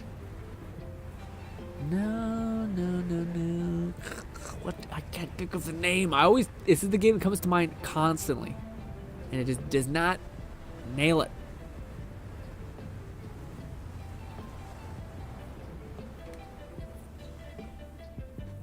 Time for a little snack. Let me see.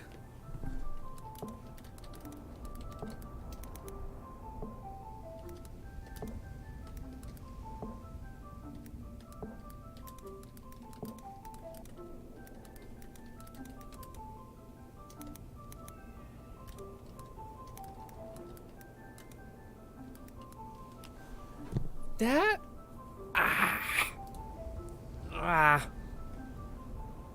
I'm not gonna find it. Anyways, damn it. Man, there was a time when like every game you were playing like a demon or like an overlord. I know you're listening. I miss those days. I don't even like playing bad guys necessarily, but it was just a different time. You know what I mean? God damn it. I can't find it or think of it. I can't even think of how to describe it. Whatever. We're gonna have to leave it, boys. I don't know what it was, but I remember being a great game. All right, very good game. It was also one of those under things. What console was it? I have no idea. It was in a weird. I don't know. Bothers me. Bothers me. I don't know. But Yev says I boosted your server to level 1 because I saw it didn't have any boosters, sir. What's that? What? Yeah. What does that mean? What does that mean, Yev? I boosted your server to level 1. What's that? What is that? What? What do you mean, Yev? How did you do that? What? I am concerned, basically. Red says, what does not sound? It does not sound familiar. What console was it on? Can you describe it more?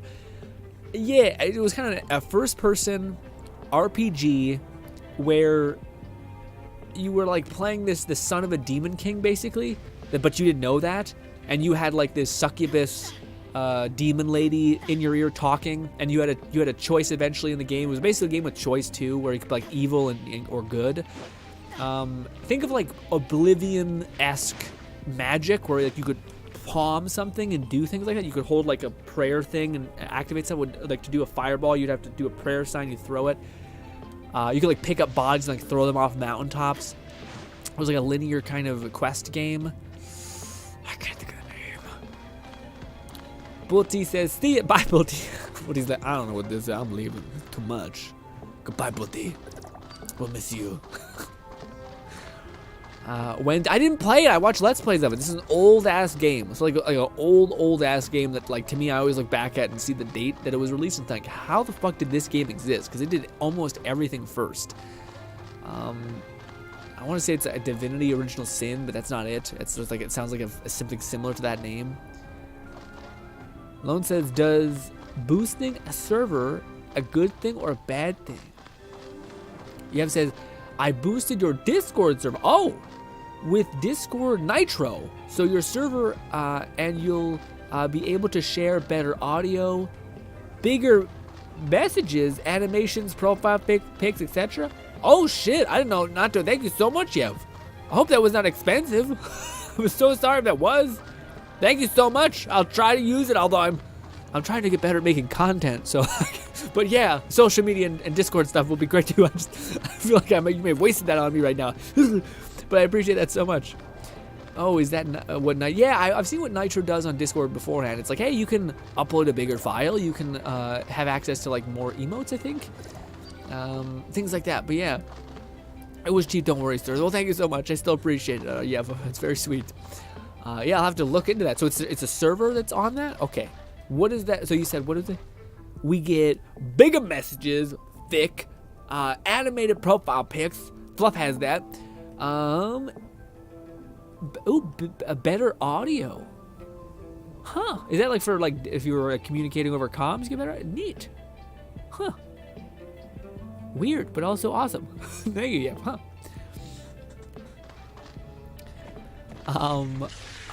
What? Oh, also, just a FYI, everybody who just maybe popped in now.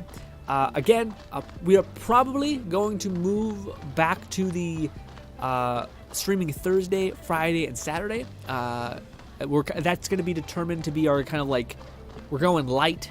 We're like fasting.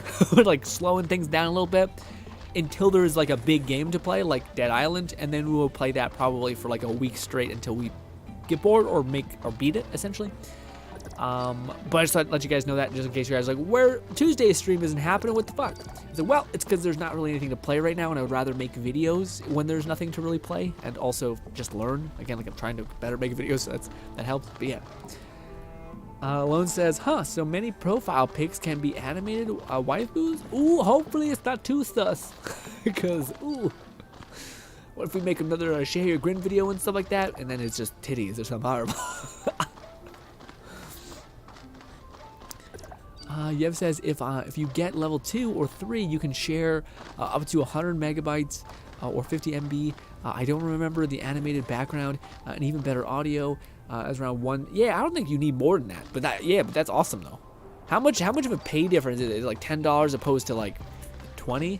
Because man, that's the one thing that's always crazy to me when something's $50 a month. I mean, I guess it's, I don't know, it seems like a lot. It's just maybe in my head, but it just seems like a lot. It seems like enough to be like, ugh, that seems painful. I guess if you were to equate it to like a video game, it's like, some people buy a video game a month. I don't know. I guess maybe it's just because the baseline is at $10. So you're like, that's the value that I'm used to having to pay to get what I would determine to be a decent amount of value. You know what I mean? We could continue to do the thing. I don't know why I keep stopping. I get into like a talking coma and I just keep going. Boom. But ladies and gentlemen, probably after this one, we'll probably wind down a little bit. We got 18K, Dark Matter. Hello, do you know what the next character in Genshin that's coming out is? Next character on the chopping block. Oh, getting lit up by a sandworm.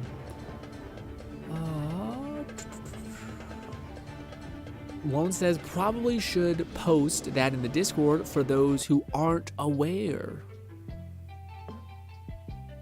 Oh yeah, absolutely, yeah. Again, we'll probably talk about it. Remind me to talk about it on Saturday, so I can tell Fluff, because Fluff is kind of like the Fluff and Nub, the people who shoutcast a lot of stuff in the Discord, which I appreciate. You have said it is usually 3 to 5. Oh, okay. For one of the boosts, and you need 2 for level 1, and for level 2 is 7 boosts, and level 3 is like 14 boosts. God damn. Shit. Okay. Seems like a lot. I'll put it in the notes. Thank you. Thank you so much. I hope I don't get picked to seek.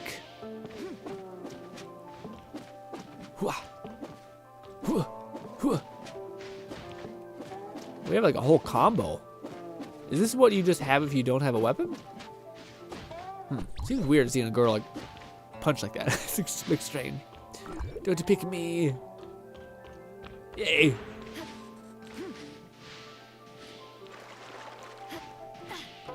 Honestly, it seems like one where we would get immediately sniped, but I'm gonna go here.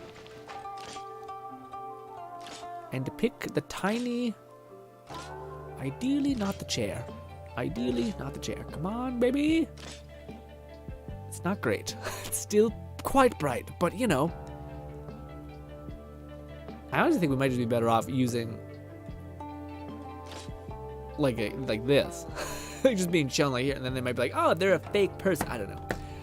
This is I don't know. This is a fun event if you were, I don't know. It's not a fun event. I don't think it's a event, but I can see how it could be fun. Ragnand says, is it just me, or did today's stream seem shorter today? A little bit, yeah, I guess maybe, yeah, we're only like 20 minutes off. But yeah, I think it's just because we had stuff to talk about. I think a lot of times the stream's dependency on how it feels often is by 2 metrics, if I could determine it. I think it's do we have things to do that enable us to talk at the same time, and do we have things to talk about? Which is the problem when you stream so much, you're kind of like, man, I don't have anything to say. I've told you everything I thought about today in the first hour. You know what I mean? Some people are able to riff. I'm able to riff, but that's a lot of riffing. That's a lot. Also, it doesn't help that like all these other streamers have like exciting lives and shit, and your boy is just the most boring person that you could think of. Okay, my life is so neutral you could not even consider it. You know what I mean? So yeah. Yeah, I don't feel as gameplay focused, which is fine, just different. Yeah. Time for a little snack. Yeah, the thing is, what do you call it? I think I prefer when it's not extremely gameplay focused. But the issue is that like there'll be sometimes days when like nobody arrives. There's no one. I'm dead. Yeah, I got caught. There'll be sometimes days when like no one's here. That's okay. But it also leaves me being like, if you hedge your bets always on communication with people, then what happens when there's no one there? Now your system falls apart. So it's probably a good idea to bet on a little bit of both, and things like that. You know what I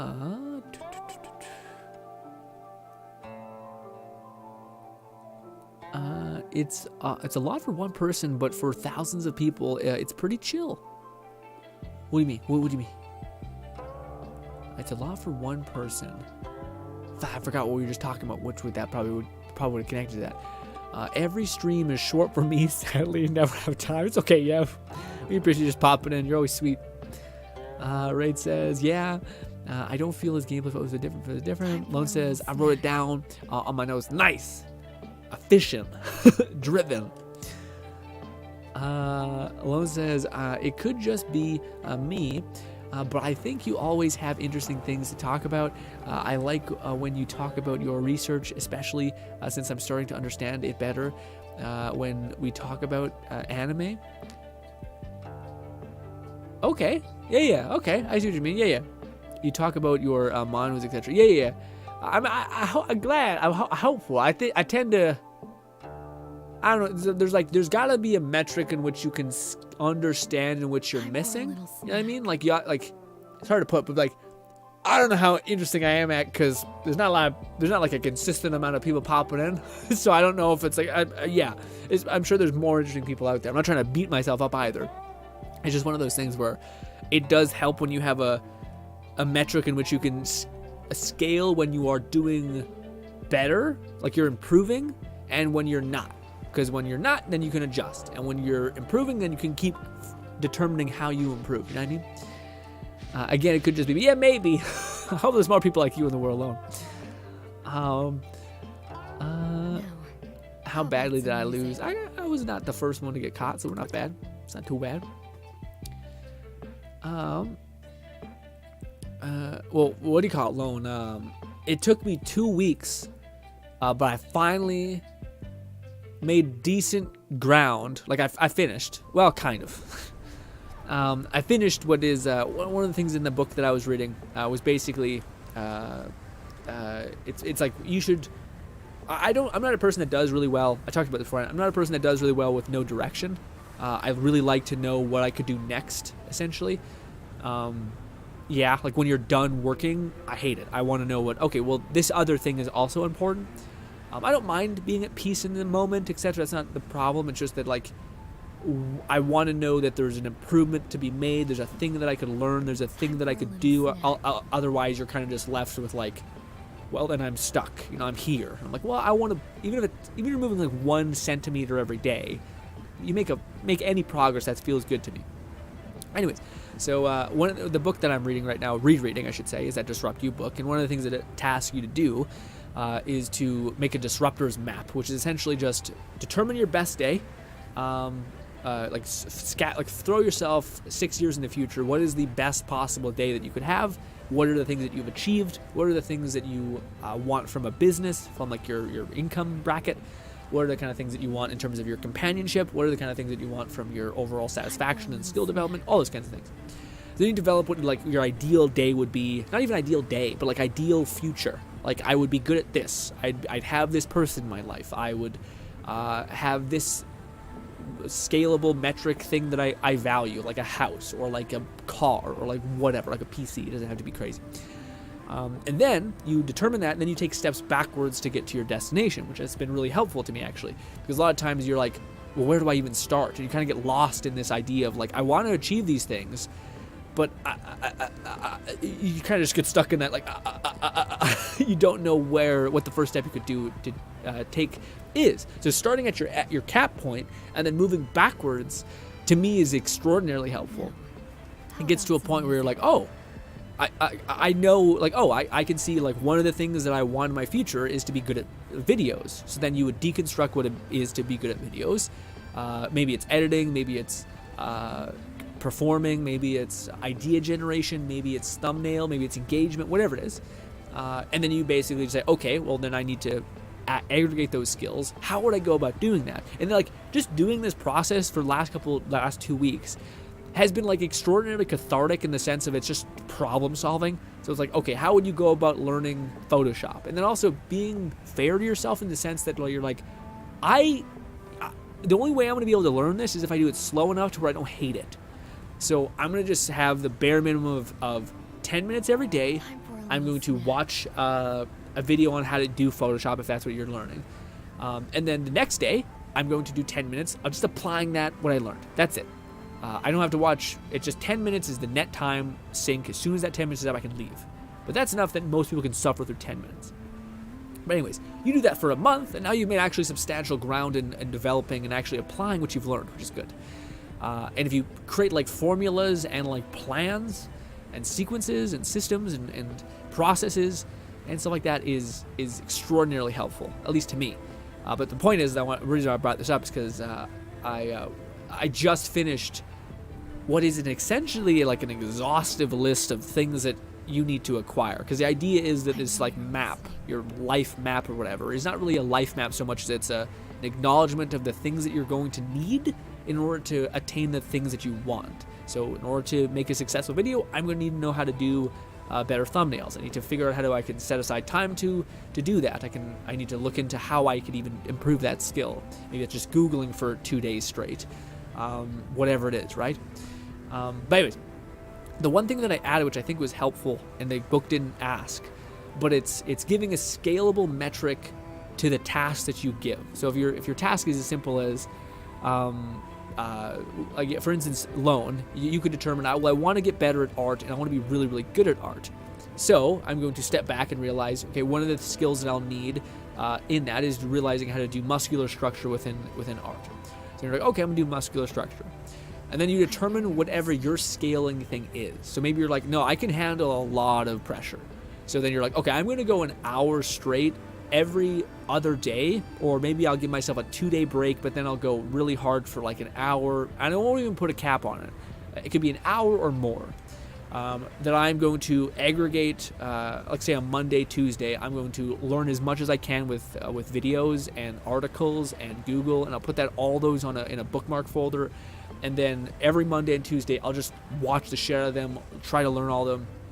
And then Friday and Saturday, I'll apply everything that I just tried to learn. I'll give myself a day bracket for it to sink in, which is how you actually learn in a weird way. You need a rest so that your brain can actually memorize it. Anyways.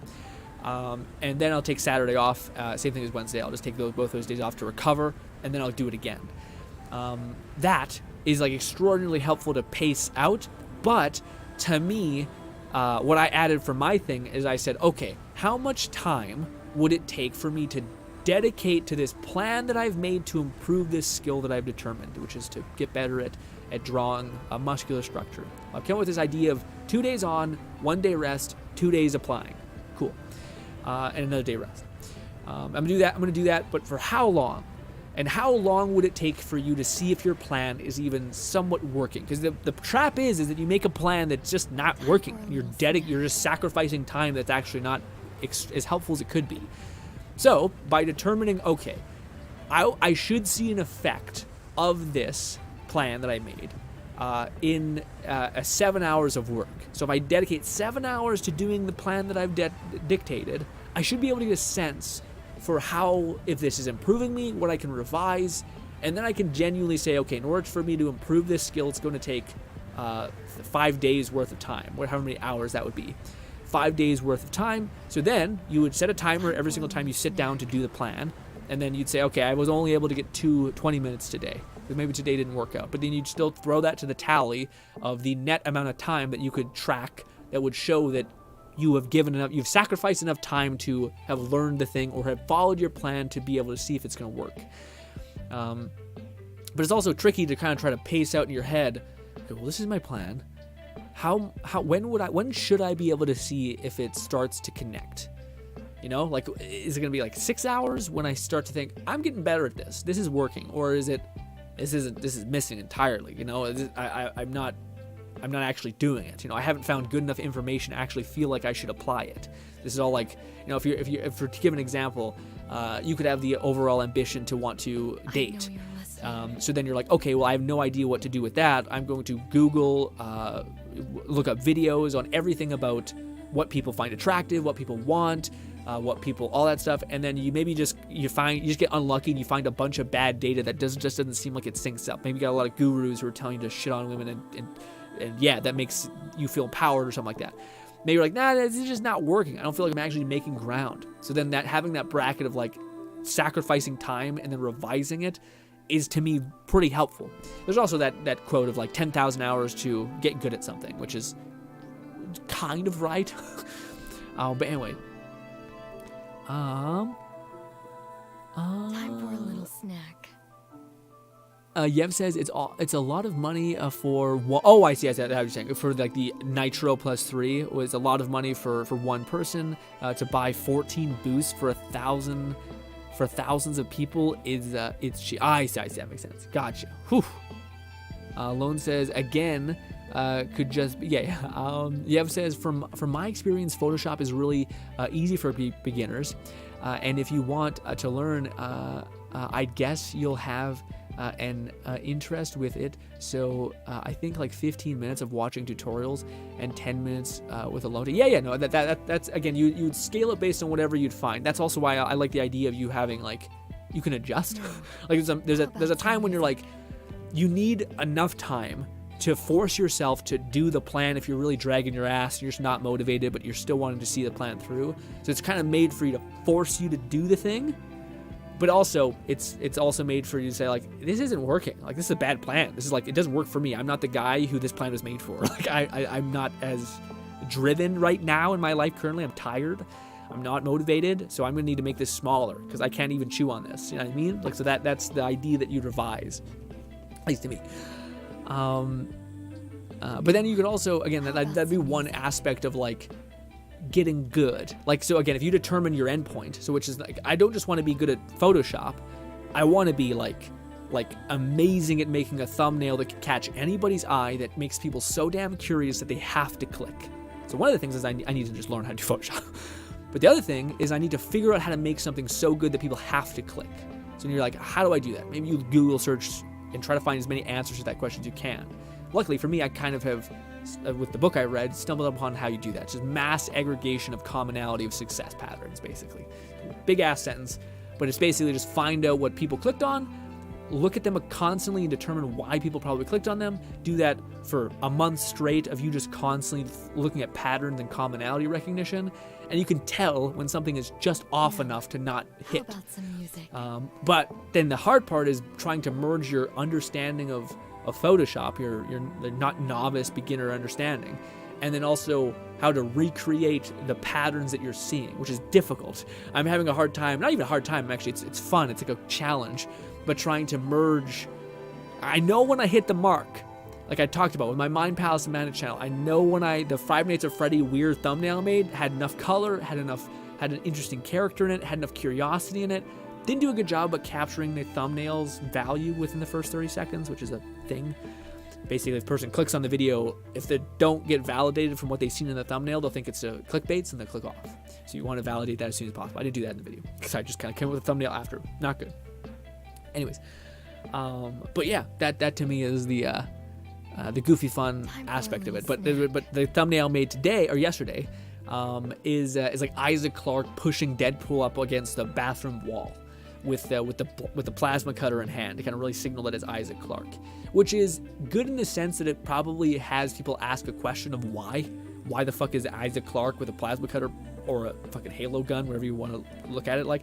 pushing Deadpool up against the wall, it hopefully creates a sense of like what's happening here. It's confusing. And then when you see like, oh, the best Dead Space mod, you're like, oh, this is a mod? Okay, what's that? Why is it so good? And you click it and you hopefully watch it. But the color of the thumbnail is where I missed, basically. But it's funny, because I'm like, I know this is not good enough to work, but I don't have time to make a thumbnail. So we're just going to see if I'm right on this. And then thus far, I am right. I'm right. It missed just enough to be, yeah.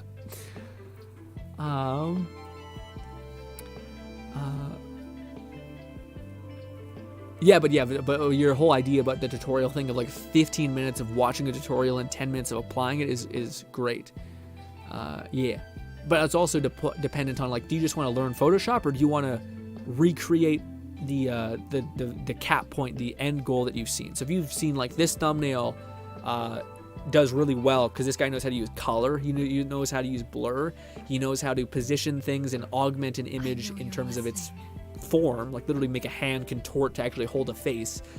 How can I do that to actually maximize that and make that happen? Thank you for stopping by, Raid. I should have told you that we probably were not going to do any more of the things. Sorry. Thank you. Lone says, well, Grin, I might try that idea of yours, but when you put it that way, it makes sense. Yeah, well, to me, again, I think if you're a person that feels aimless and you don't like that feeling, that's really helpful to me, at least. But also, it helps, like, one thing I didn't tell you about, which is kind of important, because it kind of, the part where, like, oh, I see myself in a future where I'm really good at art, I'm either acclaimed for having so good of art, or I'm selling my art or something. I found a way to make this and leverage the thing I love to be so good at it that I could generate wealth in whatever way I determine that to be. Well, one of the things that the book talks about, which I like a lot, is looking at everything as a process to attain an endpoint. And also looking at it as what the guy in the book calls a value chain. So think of like a link. I think we talked about this before a long time ago. This might like shock some things in your brain, Lone, because I think I've talked to you about this beforehand. But it's the idea is like a value chain is the various processes that make something up happen. So in like a business sense, it's research and development, it's production and design, it's marketing and sale, and then it's distribution. And those kind of things. It also could be said for art. It could be idea generation for what you're going to draw. It could be positioning and the thought process of how that's going to be. It could be color selection and limitation, frankly. It could also be outline. There's a part of the process that you could deconstruct, and then the idea is that when you deconstruct something, you can see when one of the pieces that make up the process could be improved. So if you're like, oh, like, you know, one of the artists that I love, his name is Kipto. Love him. Kipto, if you haven't seen him on YouTube, he is the best spray paint artist in the world. His color, his beauty of art is insane. If you like powerful comic book, not a comic book, it's like this tribal, bright color. He only uses like 4 colors, but he just makes them bright. It's gorgeous. His name is Kipto on YouTube. Anyways, I forgot what I was about to say. Just like you can see when there's a piece of the link of the process that you can improve. So for instance, if you're making a YouTube video, and you see that there's a lot of, I want to do gaming videos, but then you see that for instance, my favorite example of this is PewDiePie. So back when he first started, he noticed that there was people who were playing horror games. But then he made the distinction, and he was able to break down the formula. I'm not sure if he actually meant to do this, but this is kind of how we got there, I think. He was able to break down that formula to realize, couldn't I replace the design aspect of this video format by adding a face cam in the corner? Maybe he wasn't the first one to do that. Whoever was determined to be like, this could add extreme value to this overall thing of people playing a horror game and screaming into their microphones. What if you're actually able to see their face and the way they react? Certainly that'd be a better effect. So that could be disrupted. That could be, you could add value to that link in the chain for really no cost, and it'd be pretty easy. So that's the idea, is you deconstruct everything into its baseline process to how you get to 1, 2, 3, 4 to 10, or to 100, whatever you want. You can make it as simple as you want or as complicated as you want. If you want to have an easier time developing skills, you probably want to expand it to understand, it's not just, idea generation. It's how the hell do you find ideas in general? Okay, well, you do research, you look at inspiration, you constantly look at patterns, you understand people so that you understand what they like and what they don't like. It can be as complicated as you want or as simple as you want. Probably good to do both. But anyways, Time for a little snack. Red says, I paid a one-time fee as I was for Substance 3D Painter on Steam eventually. Okay. Lone says, also, we made up for the 20 minutes that were short on. Yeah, I know. Believe you me, I think about it. In the back of my head, I'm like, well, we're 20 minutes off. Lone just spiked this thing that said, hey, I actually don't mind when you talk about your research and what you're learning. I was like, I can tell you what I've learned for 20 minutes. That's easy. You kidding me? This is fucking what I'm learning for weeks. I can actually condense this. Yeah. Raynade says, I'm a head out. Thank you for stopping by, Raynade. Yeah, start small, yeah. Have a small goal for you won't reach the... Sorry, having small goals or you won't reach the end. Yeah. Also, like, again... it's hard to describe, but like the plan that you make should have the room for you to play. It sounds weird, but like I oftentimes think about this. One of the problems I see permeated with a lot of people is just this feeling, especially right now, of loneliness and like not feeling like they can get a companion or not that they can connect with people and talk to people, and like the fear of rejection and all of these things, which is all valid. I am not trying to say it's not a fair human issue or even a fear to have. But to me, again, especially after doing the book and everything, your brain just starts to think as like a problem-solving kind of loop, essentially. And one of the things that to me I always think that's valuable is if you, I think a lot of people think through or rehearse or visualize or whatever, decode in a way that is super mathematical in a way. So like, if I say this to the girl, this is what like a lot of weird pickup artist weird things are. Like, if you say this to the person, they will do this. They'll feel this way. That to me is where it falls apart. If you say, how about some music? Let me create an example. Let me create a prompt in which you approach a person. Maybe you write this down in a Word document. You approach this person at a coffee shop because you're like, hey, how do I meet nice people? I need to go to where nice people are, and nice, attractive people. Where would those people be? Probably like yoga, a food seminar. Maybe this is like super not cool, but like this would be where you could determine where people who are the opposite sex would aggregate if that's what you were interested in. So say if that was what you're optimizing for, you could easily figure that out.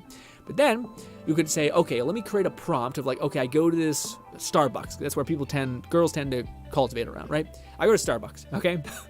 And then create a prompt of like, okay, my only goal is to think through the outcome or the process of what it would be to go up to someone and try to make them laugh. I'm not going to say what the person feels yet, but I'm just going to go think of, okay, what are all the ways, what are all the things I could do to make a person feel good? Happy, laugh, funny, interesting, even just respectful, cordial, even something simple. Start there. Again, like Red's saying, have a smaller baseline. But then what's also helpful is to think, what are all the variables that could with a high probability be given to me? So one of the things is like, okay, well, no one is entitled to be nice to you. So what happens if you get rejected in this instance? Can you think of how you would feel in this scenario of going to a coffee shop, trying to make someone laugh, feel good, and they just, for whatever reason, come firing off and say like, I have a boyfriend, I'm not interested, all this stuff. What would be, first of all, the way you would actually feel in that moment with the prompt that you've just created for yourself? And two, what would be the best version of you reacting? So you're still going to have to deal with the fact that I probably feel a letdown, not good enough, a little bit unworthy, frustrated probably, maybe a little annoyed and arrogant because maybe I wasn't, who are you to tell me? Like I'm not even trying to get a date or whatever. I haven't even said that yet. So why do you fire back at me? So you're like, okay, I guess I feel kind of insulted in a weird way. So you'd go through the way you'd feel naturally, and then you'd be like, okay, now what are they feeling? How are they perceiving this? What would be the best ending to this story? And it'd be like, I realize, people aren't made for each other, and I just say, oh, I understand. Thank you so much for your time. Or maybe you just be like, I didn't mean that, but I understand. Misunderstanding. Enjoy the rest of your day. Like you just go through those things in your head. But the whole point is that I talked about. The reason why I want to talk about that is because I notice that people don't cue up the allow yourself to play with this thing without determining an endpoint that is calcified like math. Like there's all 1 + 1 is 2. It's like no. Also, how the fuck did you just find me? Anyways, but instead of it being like 1 + 1 is 2, instead of being like, okay, well, if I'm probably going to get rejected at some point in my life, what would be the best way to go about doing that? How would I say the thing that I wish I would say in that instance? How do I, what happens if it goes well? That's something that people don't do enough. People catastrophize constantly, but what happens if the person that you are interested in starts flirting back to you? Think through how you'd continue to do that. Or at least that's my thought process, how you would aim to solve those problems or work towards solving for those problems. Really, man? A sandworm? I'm just getting lit up. Let me just go to a place so it's not going to kill my ass. Even though we're going to wind down in a minute. Can I not go because someone's kicking my ass? Oh, I'm in a team. That's what's happened.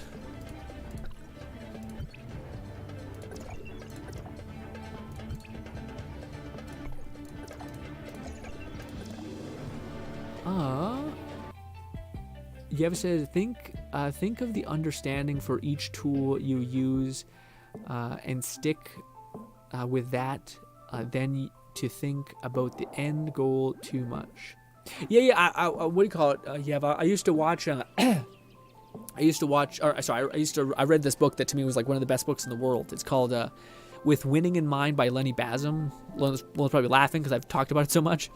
But it talks about your goal should not be to win, but your goal should be to have a winning performance. So are you performing to the best of your ability if possible, basically? So you're not focusing on the end result of because you can't guarantee the end result, but what you can guarantee is how good you perform and how much you try to sharpen that performance. And that can lead you to having a consistently better time. However, I think when it comes to making a plan, absolutely you should think of what your end point, because then otherwise you're how do I get there? You know what I mean? So I do agree that you shouldn't be so focused on your goal, and again, kind of what we're talking about having that play, having the ability to kind of not be so rigid in things go this way, but instead saying this is gonna be a thing with variability. It doesn't mean you can't prepare or think through your process, which is okay, I'm going to get rejected at some point. What would be the best way I could manage my emotions and have the best ending possible happen, which is we all just walk away feeling fine, feeling happy, etc. Maybe bystanders see the way you respond. I think that's a very responsible way to be, etc. But yeah, I think specifically in regards to developing a plan, to get to a place that you want to be, it helps to go to the very end point where you want to be and then determine all of the steps you'll need to take to get even remotely close to that. But you should not be outcome oriented, because you can't guarantee an outcome, but you can create a plan that can get you close to that outcome or the future that you'd want, I guess. Especially when we're talking about skills. When we're talking about I think things are if you wanted to learn Photoshop, I don't think that's an unrealistic goal to have. You know what I mean? I think you could come up with a plan of I'm good at Photoshop, I know how to use all the tools, I know how to make great things. I think you could decode that and be fine, But if there are things that are outside of your control, then that's where you should not get so outcome oriented. But even then, I still think there's always a path forward for for instance, people might be well, you can't make a video that gets clicks because you can't understand people. It's random. It's RNG. But then there are people who do that. So you're okay, there's clearly a pattern. There's a harmony. There's a frequency that people can grab and feel the pulse of. Maybe not perfectly with 100% accuracy, but enough to where they don't miss, or they don't miss enough to destroy themselves, I guess. Lone says, hey, I will always be interested in what you are doing, Grin. Now, rather I understand it or not. Yeah. It's also that's one of the issues that's always an issue with storytelling and information communication, which is sometimes you speak in such a way that doesn't communicate to a person that doesn't have the information that you do. So you talk as if you're talking to another teacher, aka another person who knows what you're talking about, instead of a person who has no baseline of what you're talking about. So they're kind of like, I'm missing pieces to this story. Like, and we're all guilty of that, I think, a lot of times. That's what makes a good storyteller, I think, is someone who kind of makes up for the perception of the person that they're talking to. But anyways, ladies and gentlemen, hopefully you enjoy the rest of your day. Sorry to talk your ear off. Tomorrow we will be streaming. I don't know what we'll be doing. Maybe it's Skyrim. Maybe it's more Tower Fantasy. Probably be Skyrim. Probably Skyrim VR. Who knows? But ladies and gentlemen, love you to bits. Hope I can see you again tomorrow's stream. Thank you kindly, and goodbye, my friends.